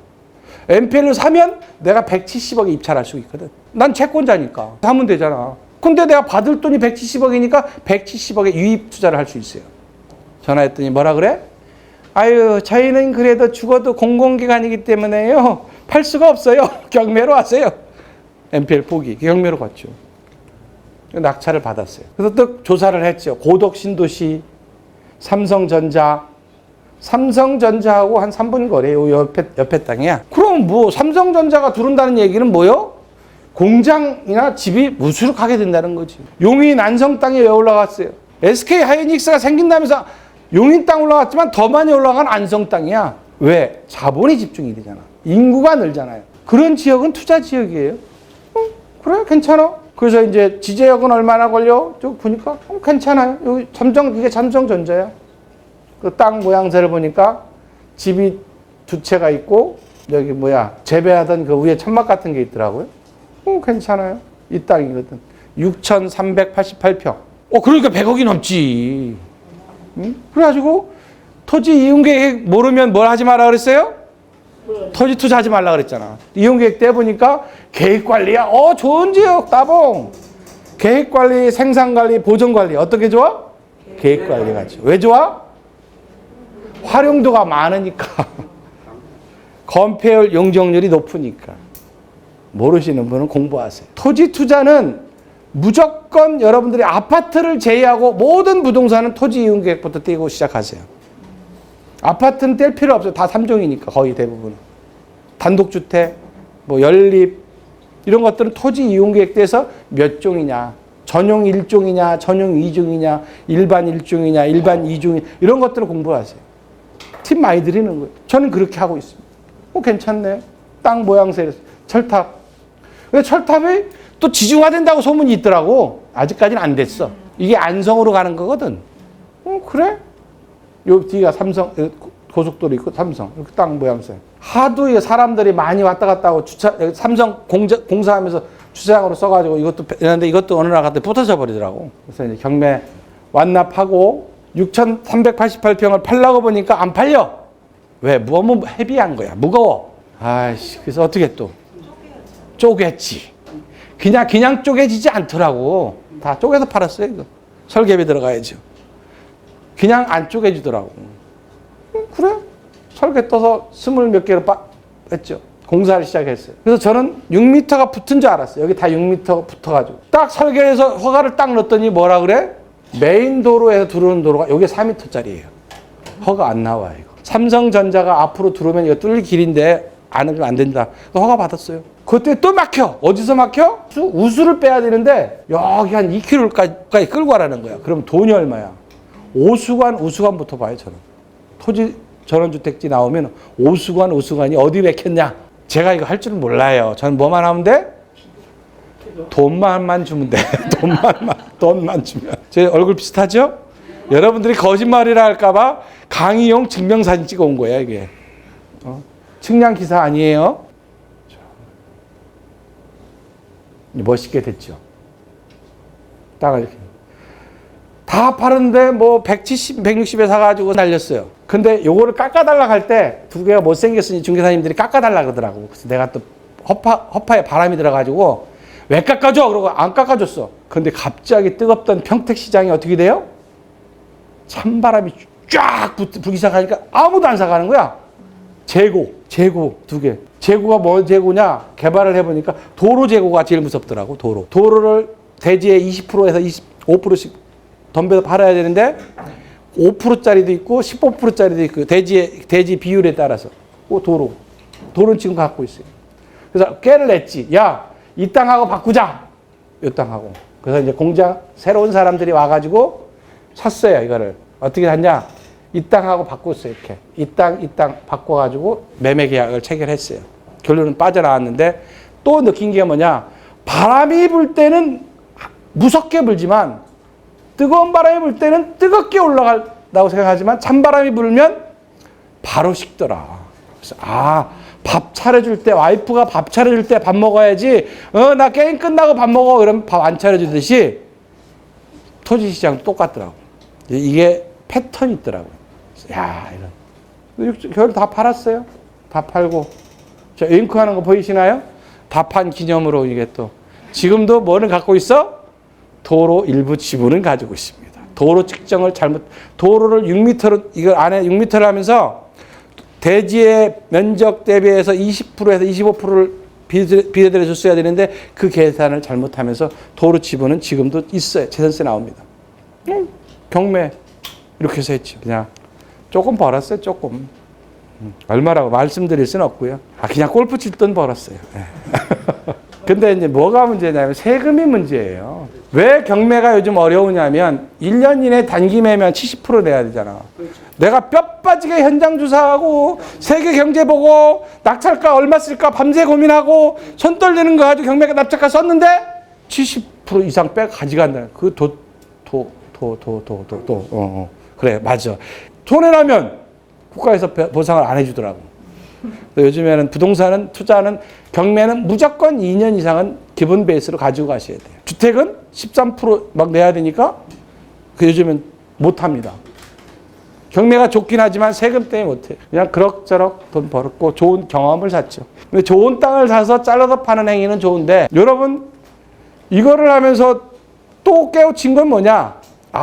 개발을 하려면 가장 생명과도 같은 도로를 처음부터 단지는 6m를 측량사무소 확인하고 입찰해야 되겠구나. 내 눈으로 본 것만 가지고 하면 좋구나. 오수관, 우수관을 몇 미터로 어디로 뺄지를 알아야 되겠구나. 전기야 돈 주면 다 들어오니까. 전 기본적으로 그건 봅니다. 후기 좀 써주실 분? 감사합니다. 더 열심히 하겠습니다. 강남에 살아남은 유일한 일타 강사 성시근입니다. 자, 그동안은 제가 직접 했었던 사례고, 입찰에서 떨어졌던 경매 사례 보도록 하겠습니다. 저는 이제 경매도 합니다. 어느 날 갑자기 슬세권, 숲세권, 뭐 이런 얘기가 나오죠? 뭐 슬리퍼 신고 다니는. 저는 이제 전원주택을 꿈을 좀 꾸고 있습니다. 신림도 적은 자금으로 투자할 지역이기도 하죠. 그래서 이제 아파트가 쭉 있어서, 보니까 현장 가서 또 보고 인터넷으로 이거 현장 가서 찍은 사진이고 재건축 수입한다 그래요. 인터넷으로 쭉 검색을 했어요. 그랬더니 3억이 나왔더라고요. 3억? 저는 제일 먼저 뭘 본다 그랬어요? 땅. 따라하겠습니다. 땅. 땅을 딱 봤더니 뭐요? 18평이야. 아, 거긴 1억씩 안 가. 3천이가 3천.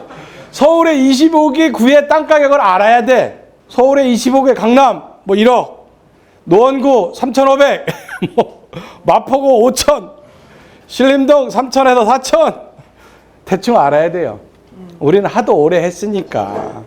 그러면 싸다 비싸다를 안 봐도 알죠. 사랑을 하는 사람은 탐구를 해야 되잖아. 부동산을 탐구를 해서 관심을 가지세요. 하루에 30분 이상 부동산하고 대화를 하세요. 저는 하루 종일 합니다. 내가 너를 사랑하는데 넌 나한테 뭐 줄 거냐. 대화를 하세요. 그래야 부동산이 나한테 돈복을 줍니다. 18평? 2천 잡으면 얼마예요? 3억 6천, 28이 16. 3억 6천이잖아요. 3천, 4천 가는데? 왜 이렇게 싸지? 싸지 하면 1차에 들어가야 되거든. 경매! 그럼 제일 멍청한 놈이 뭔지 알아? 떨어지면 들어갈게요. 제일 멍청한 놈이야. 평가보다 절하된 물건들은 1차에 들어가야 돼요. 그래서 쫙 갔어요. 건물 갔더니 쓰러져 가더라고. 근데 또 내가 가슴을 찌가게 하는 건데 이 집을 들어가야 돼 말아야 돼. 그래서 NPL이 들까 이렇게 봤더니 NPL이 안 돼. 유입 투자의 첫 번째는 채권 최고액이 낙찰가보다 높아야 돼. 쭉 권리 분석을 하니까 특별한 문제가 없어요. 우체함 경매 가가지고 우체통 항시 보는 방법은 아시죠? 계량기 사람이 몇인 사냐. 한 번 갔을 때 계량기 측량한 거 사진 찍고 두 번 갈 때 또 찍고 그래서 속도가 빠르냐 늦으냐 이런 것도 봐요. 94% 달성 3억 7천 3억 9천 3억 4천 뭐 이렇게 가더라고요. 그래서 쭉 봤어요. 뉴 서울 주택 쭉 주변 찍은 사진이고 그래서 네이버 검색을 하니까 이 아파트가 좋은 이유는 뭐냐?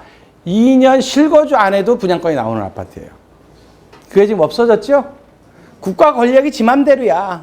2년 실거주 안 하면 막 재건축 아파트 못 사게 막 했다가 또 막 풀어줬다가 엿장수 맘이야. 이거는 괜찮아. 2년 거주 의무를 피한대? 땅이 18평이야? 괜찮잖아. 그래서 나도 집이 한 채야. 8%를 내야 돼. 말해야 돼. 취득세가 또 고민스러운 거야, 실은. 아이씨.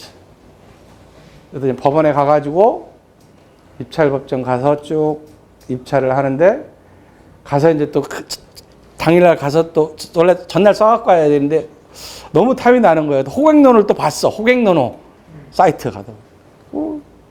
그래서 돈을 이제 3천만 원 준비해가지고 또 입찰해서 다른 사람은 찍어달라고 거짓말이라 할까봐 법원에서 사진 찍으면 원래 금지예요.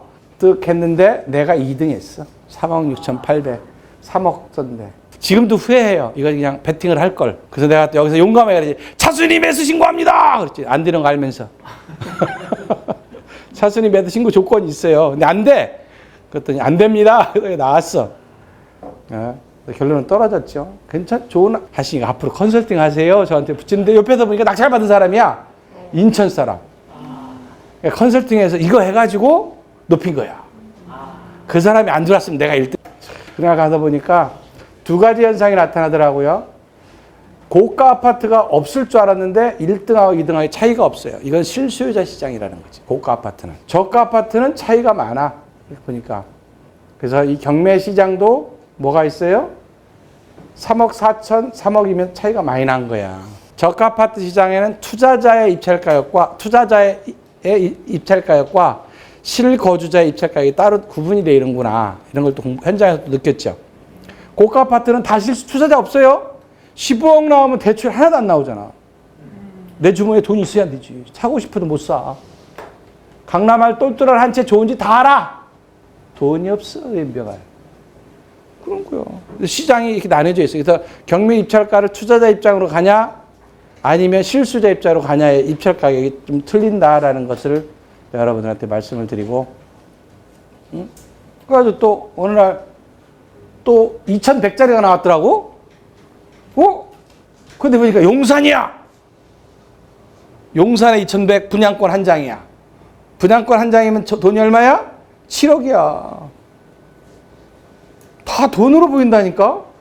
분양권 한 장이면 용산에서 7억 정도 안 갈 것 같아, 갈 것 같아요. 저는 간다고 보거든. 10억까지 간다고 보거든. 이게 서울역 앞에 쪽방촌에 있는 거야. 그래?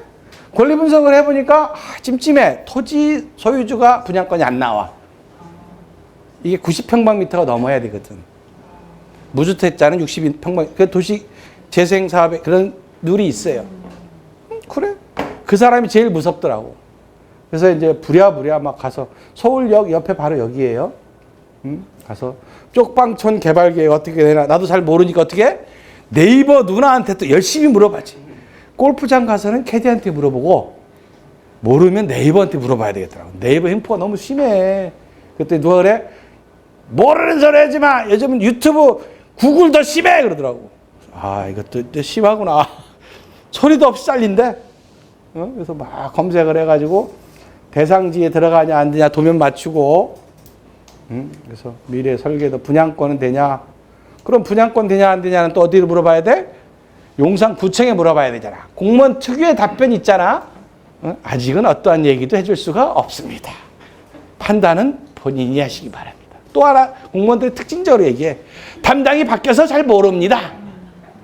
앵무새처럼 배웠나 봐. 공무원 안 계시죠? 좀 속 시원히 얘기 좀 해주지 말이야. 물어보고 2100짜리를 떡 했는데 권리 분석은 뭐 크게 할 필요는 없었고 그래서 뭐 쭉 보고 현장 가서 직원 보고 갔더니 또 환영에 또 빨간 깃발 반대한다는 거지. 민간 개발, 공영 개발이 쉬운 게 아니에요. 우리나라가 공영 개발을 할 수 없는 이유가 딱 하나예요. 국가 부지가 없어요. 직 공급이 안 됩니다. 화건합니다. 민간하고 합작하지 않으면 국가의 소유한 토지가 없기 때문에 공공으로 갈 수가 없는 나라예요.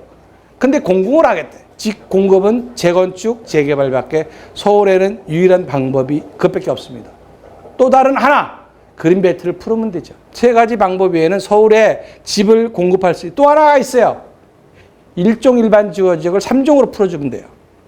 3종을 준주거로 풀으면 직 공급이 많아집니다. 근데 왜 나는 장관 안 시켜주지? 방법이 있는데 다 안 하는 거예요. 내가 얼마 썼어? 낙찰가가 높게 됐어요, 이거는. 부랴부랴 막 돈이 없어 현찰관 법원 집행관이 싫어해요. 다행히 떨어져서 안 쉬었지. 1등만 쉬어. 다시 현찰을 갖고 왔어. 왜냐면 시간이 없었거든, 조사할 시간이. 그래서 수표도 못 끊고 그래서 막 가서 현금 인출기로 막 100만 원씩 계속 뽑았지.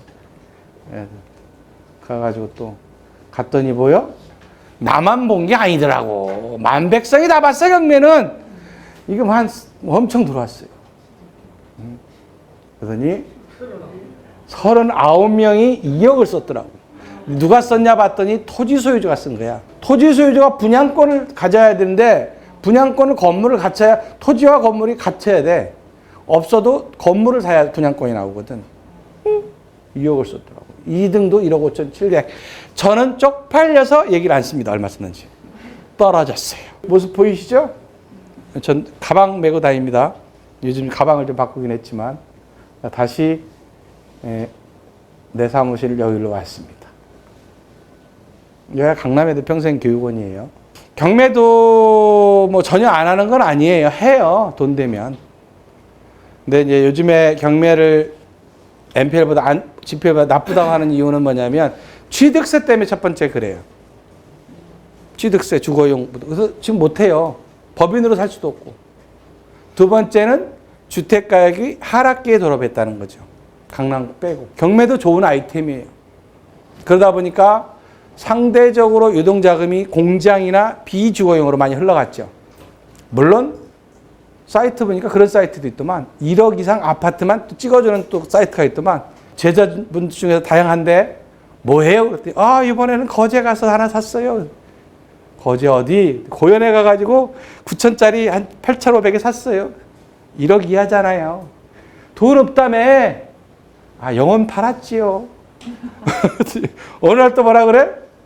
안산에 또 샀다는 거야. 왜? 그랬더니 안산에 뭐 또 뚫린다는 거야. 또 뭔가 교통망이. 영혼까지 팔았다며. 그랬더니 뭐라 그래? 또 다른 영혼 팔았어요. 요즘은 어떻게 내놨어요. 다양한 분들 있죠. 법무사도 오시고 변호사도 오시고 뭐 의사도 오시고 일반 주부도 오시고 다주택도 오시고 경매에서 좀 탈피하고자 하는 개념 때문에 NPL 시장으로 오는 거예요. 자, NPL을 보도록 하겠습니다. 부실채권 NPL이라는 게 뭐냐? GPL, NPL 경매는 상호 연관관계를 가진다. 3개월 이상 연체될 채권을 NPL이라 그러는 거예요. 채권 투자예요. 그래서 양도세가 없는 거예요. 소유권은 물권이잖아요. NPL은 채권 투자거든. 그래서 개인이 하면 세금을 내야 된다는 법 규정이 없어요. 대출이 있는 곳에 NPL이 있고, NPL에 있는 경매가 있고, 경매 시작은 NPL이고, NPL 시작은 GPL이다. 그래서 NPL은 Non-Performing Loan이라 그러죠. 부르는 사람에 따라 틀려요. 은행에서는 NPL 부실채권 하면 몰라요. 어디 은행이 아냐? 저축은행은 알아. 왜? 걔네들은 질권 대출하니까. 일금은행 가서 얘기하면 뭐예요? 저한테 뭐라 그래? 어느 날 5억을 인출했다가 다음 날 5억이 들어와. 어느 날 7억을 인출했다가 계좌 이체했다 7억이 들어와. 나보고 성 대표님은 뭐 하시는 분이에요? 그러더라고. 나요? NPL 하는 사람인데요. 그랬더니 NPL이 뭐예요? 그러길래 부실 채권인데요. 그랬더니 뭐라 그래? 부실한 걸 왜 안 돼요? 당신들은 고정이야 여신이야. 어머나 그게 NPL이에요? 은행에서는 고정의 여신이라고 부르고 법원에서는 뭐라고 불러? 근저당권부 채권이라고 불러요. 그 채권이기 때문에 양도 통지의 의무가 있는 거예요. 각기 거고 시장 규모는 아마 고정의 여신 채권이 25조, 30조는 될 거예요. 우리나라 1금융권이 유통되는 거는 한 뭐 8조에서 10조 정도는 유통이 됩니다. 근데 두 패트죠. 풀로 입찰하는 1금융권에 입찰하는 업체가 있고 우리 같이 2금융권에 입찰하는 업체. 저도 뭐 입찰하는 업체를 오래 운영하고 있고요. 지금은 좀 부채가 좀 줄었어요. 우리가 자산 건전성 분류 기준을 해서 은행에서 대출을 하면 정상, 요주의, 고정, 회수임은 추정 손실로 분리를 하면서 여러분들이 냈던 정상 대출, 이건 GPL이죠? 그럼 충당금을 1% 쌌습니다. 대손 충당금이라 그래요. 자, 그러면 여러분들은 이러한 NPL 채권을 어떻게 선택할 거냐? 선택. 개인으로 할 거냐, 법인으로 할 거냐에서 선택 방법은 틀려요. 개인으로 할 수 있는 방법 5가지. 법인으로 하는 방법 5가지. 그걸 수업 시간에 말씀을 드릴 겁니다. 그래서 NPL 같은 경우는 유입투자기법이 있고, 배당투자기법이 있고, 그 다음에 대위변제 기법이 있고, 자진변제 기법이 있고, 재매각 기법이 있고, 이것도 다시 팔 수 있어요. 방어입찰. 제가 김현미 장관 사는 일산의 그 58평형 아파트 방어입찰했다 그랬죠? 조금 이익은 받지만 너무 빨리 팔아서 얼마 손실 봤다고요? 2억 5천 손실 봐. 방어입찰. 손실 보기 싫으면 내가 그냥 부동산을 사버리면 돼요. 그게 방어입찰이야. 응? 차순위 매수 신고 기법. 전환무담보 채권 투자 기법. 내가 만약에 부동산을 팔았는데 다 못 받았어. 그러면 남은 채권을 가지고 다시 받을 수 있어요. 그 사람의 월급에도 가압류할 수 있고 그 사람의 다른 부동산에 할 수 있고 요즘 조금 시장에는 아주 많은 시장에서 이런 전환부담보만 또 1%에 파는 시장이 있어요. 여러분들 시장은 아니고 그건 또 전문가 시장이 있고 여러분들 휴대폰 요금안 내는 무담보 채권 시장도 있고 그 시장이 더 돈 많이 벌었어요. 무담보 채권 시장이. 삼각채권이라고 표현을 하는데 저는 이제 그 다음에 희생채권 시장이 따로 있어요. 또 희생 워크아웃 채권 시장이 따로 있고 저는 이제 뭐까지 해봤냐면 주로 하는 게 담보 부동산에 설정된 근저당부 채권 사는 업무가 제 주고 희생 워크아웃 채권도 제가 입찰해서 관리를 해봤는데 저하고는 안 맞아가지고 그냥 재매각하고 그런 개념에서 접근하시면 책에 잘 써 있습니다. 아주 서술에 설명을 드리도록 하겠습니다. 카톡이 왔어 제자한테. 뭐라고 왔냐? 원장님 배당기일 잡혔어요. 채권 계산서 작성 좀 도와주실래요? 혼자 하는데 막막합니다. 수업할 땐 다 한다고 큰소리 꽝꽝 치더니 막상 하려니까 헷갈리나 봐 이제. 그래? 우린 또 수강생들한테 무료 상담을 해주니까. 근데 아무한테도 컨설팅을 하지 않습니다. 저하고 직접 제자, 제 거 외에는 하지 않는 사람이에요. 그래? 그래서 6월에 은행 대출 갖고 왔다. 결정문이 있다. 뭐 채권 계산을 어떻게 하냐. 도움이 필요하다. 옳게 계산한 거야. 이렇게 도 왔더라고. 응? 막 썼다 지웠다 썼다 지웠다. 그래서 뭐 배당기일 통지서 결정문 보내라더니 보냈어. 보는 방법은 나중에 알려드릴게요. 대입변제 쭉 해왔어요. 매각이 잘 됐더라고요. 3억 1,500에. 앞에 은행 거, 우리 은행 거를 2개를 사온 거야. 그걸 법정 대위라고 이제 계산을 해드렸죠. 어떻게 금액이 어떻게 된다. 아쉬운 부분이 좀 있었죠. 사전에 사기 전에 얘기하지. 대부분 전화 안 옵니다. 사고 터지거나 답답할 때 딱 전화가 와요. 그것도 해결되면 또 전화 안 옵니다. 승소 판결문 받고 본인이 책 보고 따라하고 배당에도 지도한 대로 후기 올리겠다고 썼어요. 그래서 원장님 시킨 대로 처음 만나다 편지를 돌리고 뭐 해서 했다. 잘했다고 그랬어요. 최고라고. 이렇게 개인도 해요. NPL 채권 못한다. 그거는 지식의 한계지. 제가 잘 쓰는 단어가 뭐냐면 사람은 보고 싶은 것만 보고 아는 것만큼 보는 거예요. 여러분 GPL 처음 들어보잖아요. 몰랐어. NPL? 그 나하고 무슨 상관이야. 하지만 그거로 해서 돈 버신 분도 많아요. 왜냐하면 내가 백날 얘기해봐야 너는 선수니까 고수니까 하겠지 얘기를 하는데 쟤들도 열심히 하는 사람들 해요. 물론 공부를 위해서 하시는 분들도 있고. 배당 투자했고 요거는 이제 책에 나와 있는 압구정 현대아파트 사례 NPL. 결론적으로 얘기하면 20억짜리가 10억까지 떨어지니까 유동화회사에서 답답한 거야. 근데 어느 날 NPL 강의를 하고 있는데 어느 분이 와서 뭐라 그래? 권리 분석을 좀 해달래. 경매 권리 분석 90% 이상은 할 필요 없어요. 경매 물건의 90%는 권리 분석할 필요가 없어. 딱 하나만 보면 돼. 대출됐을 때의 시세와 채권 최고액과 시세만 보면 권리 분석할 필요 없어요. 은행이 엄청 현명합니다. 시세가 10억인데 채권 최고액이 9억 5천이다. 권리 분석할 필요 없어요. 안전하게 들어가면 돼요. 시세가 10억인데 근저당이 3억이다. 임차인이 있어요. 100%, 거의 98%. 경매 권리 분석 못한다고 얘기하죠. 우리는 뜩 보면 바로 나오니까. 그래서 내가 뭐라 그랬어? 이거 NPL로 갑시다. 그랬더니 그분이 뭐라 그래? NPL이 뭐예요? 예, 부실 채권인데요. 부실한 걸 왜 해요? 내가 물어봤어 또 그러면. 그럼 당신은 1층을 왜 하려고 그래? 1층 아파트 안 팔리잖아. 부동산 첫 번째는 환금성이야. 아파트가 좋은 이유는 환금성이 좋아서 그래요. 땅! 안 팔려. 평택 땅도 해봤잖아. 막 300에 서로가 사간다고 할 때는 언젠데 200에도 안 팔리더라니까. 바람이 흐트러지니까. 아파트는 1,000만 원, 2,000만 원 깎아주면 바로 팔려. 환금성이 좋은 거야. 아파트. 그래서 우리가 아파트 APT 하는 거예요. 환금성, 수익성은 좌우해야죠. 그러더니 결론은 왜 하려고? 그랬더니 어린이집 하려고요. 어린이집은 1층밖에 안 돼. 그래 1층 콜. 시세 얼마야? 15억 가요.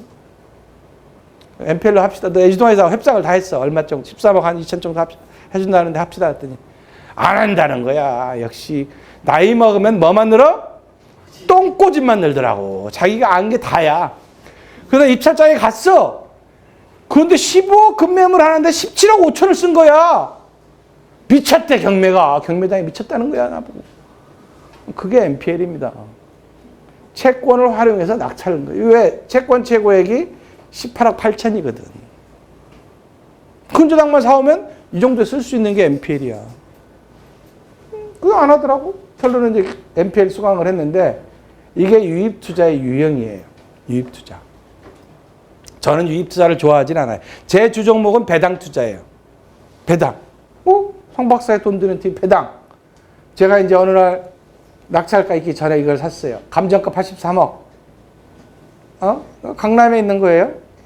채권이 전세권 빼고 요걸 샀어요. 40억짜리를. 그러면 분석을 해야지. 40억짜리를 살려면 앞에 거가 얼마인지도 분석해야 되지만 낙찰이 얼마 될 거냐. 배당이 얼마 될 거냐. 이게 중요하잖아요. 그 낙찰가를 맞추는데요. 제가 아까 부동산이 뭐라 그랬어요? 또 졸았어. 부동산이 뭐예요? 또 몰라. 따라하겠습니다. 토지와 정착물. 또 잊어먹었어. 자, 부동산이 뭐예요? 분리하라 그랬어요? 합치라 그랬어요? 분리하라 그랬죠. 간단해. 그럼 여기에 채권 최고액을 합친 다음에 뭐로 나눴어? 토지로 나눈 거지. 6,500이 되냐 안 되냐만 확인하면 돼. 현장 가서. 또 전화했지. 감정평가사 제자한테. 야, 그 감정평가 얼마 있어? 아, 이거보다 나쁜 땅이 7,500 됐어요. 뭐 볼 필요도 없지. 그래? 샀지. 사가지고 앞에 거 농협 법정대회하러 갔지. 중도상환 수수료를 달라 그러더라고. 그 낙찰이 얼마가 됐어? 93억이 돼버렸어. 다 배당. 요거는 이제 공담이라고 공동담보 목록이라 그래서 다른 물건이 또 있었어요. 근데 83억인데 83억이 낙찰되면 제가 고민스럽 잠이 안 오잖아요. 그것도 낙찰가를 높이는 방법을 동원했죠. 또 다른 채권은 영등포 구청역 근방에 예식장 하다가 부둔한 건물이에요. 공담은 담보가 2개라는 거, 3개, 1개 이상의 담보가 있다는 게 공담이라 그래요. 공동담보? 그래서 이 물건 중에 토지가 여러 필지가 있었는데 그 중에 3필지가 4필지가 사와가지고 낙찰이 11억이 됐어요. 혼자서 늘봄, 지금도 고마워요. 고맙습니다, 늘봄. 저는 어떤 사람이 제일 고맙냐면 NPL 채권 사왔는데 낙찰가 높게 낙찰해주면 얼마나 감사해. 나는 안정적으로 하지. 그래서 내가 또 깨달은 게 있지. 아, 사대문 안에 건물은 무조건 사라. 사대문 안에 서울에 있는 건물은 보석이구나. 가치성이 짱짱해요. 그러니까 부동산을 바라볼 수 있는 시각들을 여러분들이 아셔야 돼요. 어느 날 또 제주도에서 연락이 왔어요. 전문가 좀 소개시켜달라는데 고맙게 나를 소개시켰어. 거기서 제발 사가달라고 전화가 왔어, 채권을. 그래서 뜩 보였으니까 내가 또 제주도를 다 알아야 되잖아. 왜? 땅이 10,000평이거든. 땅이 10,000평짜리 채권이야. 그럼 땅을 다 알아야지. 또 제주도에 어디 있냐. 그 다음에 땅 모양새 위성사진 보고, 구글 보고, 토지 이용 계획 확인을 확인하고요. 제주도는 골치 아픈 게 뭐냐면, 개발을 함부로 못 해요. 수질 보존 구역이나 이런 게 뭐 생태 보존 이런 게 들어가면 개발 못 해요. 그거 잘 사셔야 돼요. 그래서 토지가 몇 필지, 48필지야. 분석을 다 했죠. 그래가지고 낙찰을 시키고 네이버 보고 비행기 타고 거기서 건축 확인하고 토지가 이렇게 생겼어요. 그럼 NPL 채권을 볼 때 내가 부동산을 모르면 이런 채권 못 해. 그러면 뭐 먼저 확인해? 허가권은 어떻게 살아있냐. 이런 걸 다 사전에 조사를 하고 채권을 사는 겁니다. 경매하고 똑같아요. 이때는. 낙찰가를 잡아야 돼, 내가. 미래 낙찰가를 모르면 손실을 할 수 있습니다. 그러니까 부동산은 조금 알아요. 51%. 조금, 51%. 땅이든 건물이든 여관이든 모텔이든 상가든 공장이든 다 손을 한 번씩 다 해봤어요. 그래서 자신 있게 샀죠. 쭉 도로를 가면서 봤죠. 도로를 딱 쭉 가는데 유치권이 안 들어왔는데 유치권이 들어왔어. 대출하러 갔더니 은행에서 뭐라 그래? 이 유치권 들으면 어떡할 거야? 아, 유치권 들으면 좋지. 시간 끌 수 있거든, 유치권 가지고. 아니나 다를까 유치권이 들어왔어. 그래서 시간 끌기 좋다 그러고 경매 절차 중지시키고 유치권 소송을 또 했죠. 그래서 유치권 부존재 소송하고 또 어떻게 또 성시근이잖아. 박사잖아. 10,000평을 48개로 분리시켜버렸어. 다. 조각조각. 그래야 수요자들이 넓어. 그랬더니 막 그날 입찰하는 날 비행기 표가 없더라고. 저희 대구 경매학원에서 막 한 팀 오고 부산 경매학원에서 한 팀 오고 서울 경매학원에서 한 팀이 와가지고 쫙 받아가더라고. 제주 한 김에 바다 풍경에서 회도 먹고 또 같이 간 사람이 뭐라 그래? 뚜껑 열리는 나이트클럽도 가자 그러더라고. 그래서 알았어. 봄 나이트 뚜껑 열리더라고. 뚜껑 열리는 나이트 가보신 분? 인생 뭐 있어? 즐기면서 하세요. 가서 이제 나는 우리도 사진 찍는 거 좋아하니까 형형색색으로 이렇게 바뀌더라고 사진이. 천정이 열려요. 천정이. 비행기 타고 연예인 물건이에요. 어느 날 채권을 사왔어요. 근데 텔레비 나이트 뉴스에 나와. 뭐라고? 유명 연예인 홍길동이 초호화주택에 산다. 아, 이게 좋은 기사야, 나쁜 기사야? 나도 못 봤는데 질권은행에서 전화가 왔어. 정 박사님 왜 성 박사님, 우리 대출해준 물건 뉴스에 나왔어. 오래 못 긁겠구나. 응? 하남에 있는 거야. 아니나 다를까 밑에 사람이 치고 올라와서 그냥 던져줬어요. 그래서 5개월 만에 7,700 벌고 나왔죠. 203%. MPL 채권도 잘 하면 돈이 돼요. 여러분들이 몰라서 그렇지. 아직은 블루오션 시장이야. 경매는 블루오션 시장이라고 얘기를 하지 않습니다. 그래도 우리나라 국민의 50%는 경매를 몰라요. 권리 분석 못합니다. 50%는. MPL은 5% 할까? 괜찮죠. MPL도 괜찮아요. 집안에서 부부싸움 안 하는 세 마디 따라하겠습니다. 미안해. 사랑해. 고마워. 이 세 단어만 사용하면 부부싸움을 제로로 만듭니다. 우리 맨 뒤에 선생님 한번 같이 할까요? 맨 뒤에 선생님. 네. 세 단어 한번 불러보실래요? 마스크 벗지 마시고. 미안해. 사랑해. 고마워. 진짜 와이프한테 쓰기 힘든 단어예요. 저도 그걸 몰랐어요. 60 가까이 되니까 이제 알아서 써, 알아서. 왜? 살아남으려고. 삶의 지혜의 세 마디입니다. 자, 여기까지 하고 고정관념을 버려라. GPL로 가겠습니다. 구글이 신사옥을 했는데 우주선처럼 패널을 넣고 건물을 졌더라고요. 내부. 미래의 우리의 주거 사무실 공간의 형태를 보여줬어요. 원격 근무가 기본인 실리콘밸리도 고민하고 있는 사진이에요. 우리가 알게 모르게 변화의 시대에 삽니다. 변화한다는 거죠. 내 생각을 또 바꿔야 된다는 거죠. 바꾸지 못하는 이유 중에 하나는 고통이 따른다 그래요. 그래서 빠른 생각, 빠른 변화, 여러분들이 돈 드는 것들이 있으면 바로 바꾸시기 바랍니다. 예전에 창과 화살이 있을 때는 성곽이 유행했어요. 적의 침입으로부터 방지하려고. 그게 대표적인 게 뭐예요? 만리장성이에요. 근데 그 성이 필요가 없어졌어요. 왜? 대포가 등장했거든. 대포가 등장하면서 성이 의미가 없어졌어요. 저는 전기도 들어오지 않은 시골에 살았어요. 마을에 텔레비 한 대 있는데 그 집에서 기밀이 빡치게 할 때 마을 사람들이 우르르 가가지고 그 집 밥도 못 먹게 떼거지로 몰려갔던 시절에 살았어요. 그때 삐삐면 최고였어요. 삐삐. 홍길동 씨 전화 왔어. 그럼 막 뛰어가서 받고 그랬어요. 근데 지금은 어떻게 해요? 전철만 타면 사람 얼굴 안 봐. 뭐? 휴대폰 쳐다보느라고. 이제 개인주의로 패드라당이 바뀌었다는 거죠. 쇼핑도 바뀌었어. 옛날에 우리가 로드샵 상가 투자 좋았죠. 왜? 다 길거리에서 샀거든. 옷도 사고. 어느 날 뭐가 왔어? 저 쇼핑몰이 오고 뭐 AI가 추천해준다. 쿠팡, 배달의 민족. 세대가 변했어요. 너무 빨리 변해요. 저도 적응을 못해요. 돈 버는 경제적 자유, 부자가 되고 싶은 욕망. 아담 스미스 국부론에 나오는 얘기예요. 욕망은 새로운 미래의 성장 동력이라는 거죠. 돈 벌고 싶은 욕망이에요. 은행만 대출해 주냐? 나도 할 수 있다. 돈이라는 것은 뭐냐? 피다 이거지. 경제활동의 윤활유야. 그게 무엇이냐? GPL이에요. 자, GPL, MPL이 뭐예요? 논 퍼포밍 론이라면, 부실 채권이라면, GPL은 굿 퍼포밍 론이야. 정상 채권이야. 정상 채권에 나도 투자할 수 있다는 거지. 응? MPL이 나오기 위해서는 GPL이 먼저야. 근데 MPL과 GPL과 경매는 한 몸이야. 다 알아야 돼. 그러면 GPL이 연체하면 MPL이 되고 MPL이 이자를 납부하면 GPL이 되는 거예요. 누가 얘기해? 성 박사가 그렇게 표현했어요.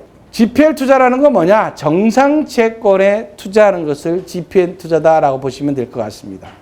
정상채권. 안전성 있는 채권에 투자하면 되겠죠. 근데 와서 물건을 보니까 너무 좋은 거야. 아파트 물건으로 나왔어. 오, 대표적 현대아파트, 서초, 레미안, 리스터원, 분당구 정자동의 파크뷰 이런 좋은 채권들이 GPL 시장에 나오더라는 거지. 부천역 앞에 있는 뭐 고층 아파트. 왜 그럼 이게 GPL 시장에 나오느냐? 15억 이상 아파트는 대출이 제로야.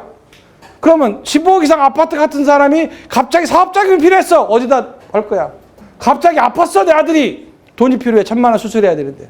은행에 돈을 안 빌려줘. 왜 지금이 적기냐? 대출 규제가 풀리면 이게 축소될 겁니다, 시장이. 지금이 적기예요. 사업자금, 생활안전자금 필요하신 분들이 GPL을 활용을 하시더라고요. 이제는 정권, 국가 권력이 맡겼기 때문에 점차 대출이 활성화될 수도 있지만 그것은 주택 가격 경기 변동하고 연관관계가 있어요. 그래서 GPL하고 NPL에 대한 개념들은 카페에다가 자세히 써놨어요. 카페 들어와서 참조를 하시면 될 것 같습니다. 시중금리 뭐 5%. 근데 예금금리하고 대출금리하고 전혀 다른 건 아시죠? 예금금리가 요즘 2%대로 오르긴 했더라고요. 옛날엔 0.89였다가 그래? P2P 투자도 괜찮아요. 거기도 12% 줍니다. 근데 거기도 뭐가 막혔냐면 주택담보대출 규제를 정부에서 똑같이 근거하면 규제사항이에요. 대부업체도 못해요, 이제. 그러니까 GPL 시장이 활성화되는 거야. 근데 좋은 거에 상품인데 뭐가 문제냐면 안전장치가 없어요. 투자 약정서만, 회사만 믿어야 돼. 회사가 좋은 회사는 괜찮지만 나쁜 회사는 회사가 부도나면 하나도 채권에서 할 수 있는 방법이 없어요. P2P도 좋은 상품이에요. 그것도 12%, 10%, 12%, 뭐 13%, 14%까지 나오니까. 아마 P2P 회사 중에 한두 개는 망할 겁니다. 왜? 담보 가치보다 대출을 많이 해줬어요. 그래서 P2P 회사의 NPL 채권이 나와서 시중에서 지난번에 뭐 420억이 팔렸네, 안 팔렸네 라는 거는 뭐냐면 대출을 과하게 해준 거예요. 19년, 2020년도 가격까지 떨어질 겁니다. 그 이상은 안 떨어져요. 그 이상 떨어지면 달러빚을 내서라도 사야지. 제가 투자를 하면서 좌우명처럼 산 단어가 있어요. 따라하겠습니다. 공포에 사서 희망에 팔아라. 이어서 하겠습니다. 공포에 사서 희망에 팔아라. 참 어려운 단어입니다. 저희가 여기까지 느낀 거는 딱 그 한 문장이에요. 제일 안 줄 때 사가지고 올라간다 할 때 팔아야 되는 게 주식이든 부동산의 투자의 패턴이더라고요. 150% 설정하시더라고 또. 그래서 내 이름으로 P2P 회사는 뭘 설정해? 약정서 주잖아. 약정서. 여기는 내 이름으로 설정을 한대? GPL, 또 다른 월급 통장을 만들자라고 내가 한 거예요. 이게 GPL이에요. 전제 조건은 뭐야? 낙찰 가격을 맞춰야지. 배당표를 짤 줄 알아야지. 그럼 부동산을 보는 시각이 있어야 되는데 1,000만 원 투자하면 얼마야? 간단해. 10만 원. 음마아파트 분석한 사례예요. 2006년도에는 8억이었어. 10억 갔다가 7억 9천, 8억 갔다가 다시 10억 갔다가 다시 7억 4천 갔다가 다시 10억 갔다가 지금 25억이에요. 이거를 그래프로 엑셀로 그린 거예요. 이거 누가 그린 게 내가 그린 거예요, 이거. 여기서 느낀 건 뭐야? 거래량이 늘면 가격은 상승하는구나. 그럼 부동산 다니면서 뭐라고 물어봐? 요즘 거래 잘 돼요? 안 돼요? 요즘 매수자들 많고 거래 많이 돼. 그럼 올라가는 징후구나. 요즘 가서 부동산한테 물어봐. 뭐라 그래? 파리채 들고 있어. A씨 이러면 파리. A파리, B파리, C파리. 요즘 거래 안 됩니다. 그게 하락의 징후야. 거래량. 여기 그래프에 또 다른 나타내는 거는 뭐냐? 부동산은 우상향하는구나. 올라갑니다. 왜? GPL이 상승하니까. 내가 돈 있는 사람한테 물어봤어. 당신은 돈이 1,000억 있는데 왜 벌어? 그랬더니 무슨 낙으로 살아? 돈 벌 때가 엔돌핀이 제일 돌던데? 그 사람 또 이유가 그거더라고. 100억 부자. 무슨 100억 부자야. 부채가 80억인데. 20억이지. 순수익으로 가야지. 지가 소유권 등기된 건물 가격으로 가더라고. 매스컴을 보니까. 내가 아는 사람들 텔레비 많이 나와요. 저도 텔레비 나왔어. 옛날에는. 언제? 무명 시절에. 왜? 이름 알리려고. 텔레비 안 나오면 최고인 줄 알더라고, 사람들이. 그래서 돈도 안 주고 인건비도 안 나오고 그래서 안 나갔더니 이제 내가 무명이야, 내가. 유튜브에서 내가 무명이야, 이게. 안 되겠다. 변화하자. 그래서 유튜브를 시작한 거예요. 이런 그래프를 그려보세요. 여러분들이 사는 아파트 2006년부터 엑셀표에 넣고 거래량하고 매매가를 해보면 얼마의 지지선과 저항선이 어딘가를 보입니다. 그게 과학적 접근이죠. 그냥 감으로 하는 것보다. 저는 이렇게 해요. 투자도 마찬가지고. 경매하고 NPL 뭐 둘 다 좋은데 저는 NPL이 더 좋다고 생각하고. 왜 경매보다 NPL, GPL을 좋아하느냐? 저는 지금 현재는 취득세 때문에 그래요. 첫 번째는 취득세. 하락되면 싸게 사면 되잖아요. 한 채만 잘못 사면 8%, 8점 몇 프로, 두 채 잘못 사면 12%. 우리나라가 삼성전자가 없고 현대자동차가 없고 조선소가 없었으면 필리핀이나 베트남이나 캄보디아처럼 살았습니다. 국가에 세금 내는 사업가야말로 진정한 전 애국자라고 생각해요. 그들이 돈을 벌어요.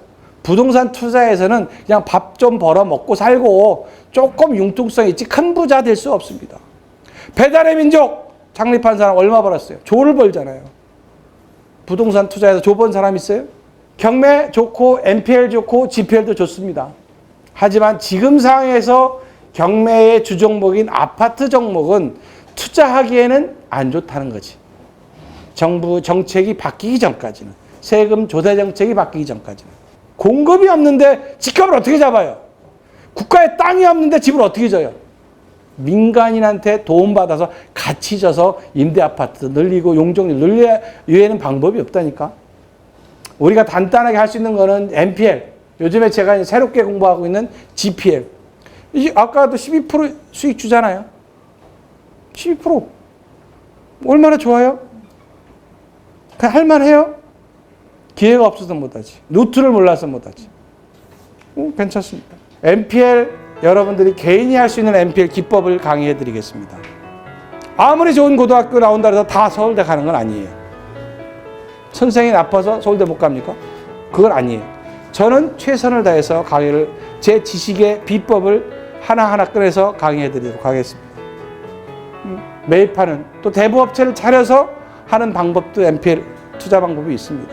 그래서 주 강의의 내용은 NPL하고 GPL이 제 강의에 준 내용이에요. 여러분들 부탁드리고 싶은 것은 카페 좀 오셔가지고 후기도 좀 내 책을 나는 경매보다 NPL이 좋다를 한 번 정도 읽고 오시면 더 좋은 사례가 될 겁니다.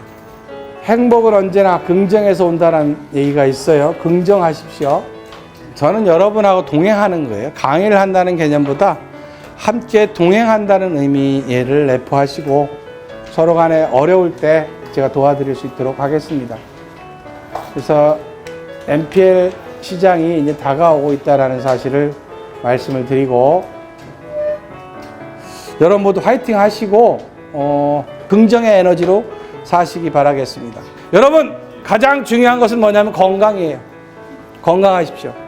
또 건강하십시오. 또 감사한 마음을 가지십시오. 함께해 주셔서 대단히 감사합니다. 감사합니다.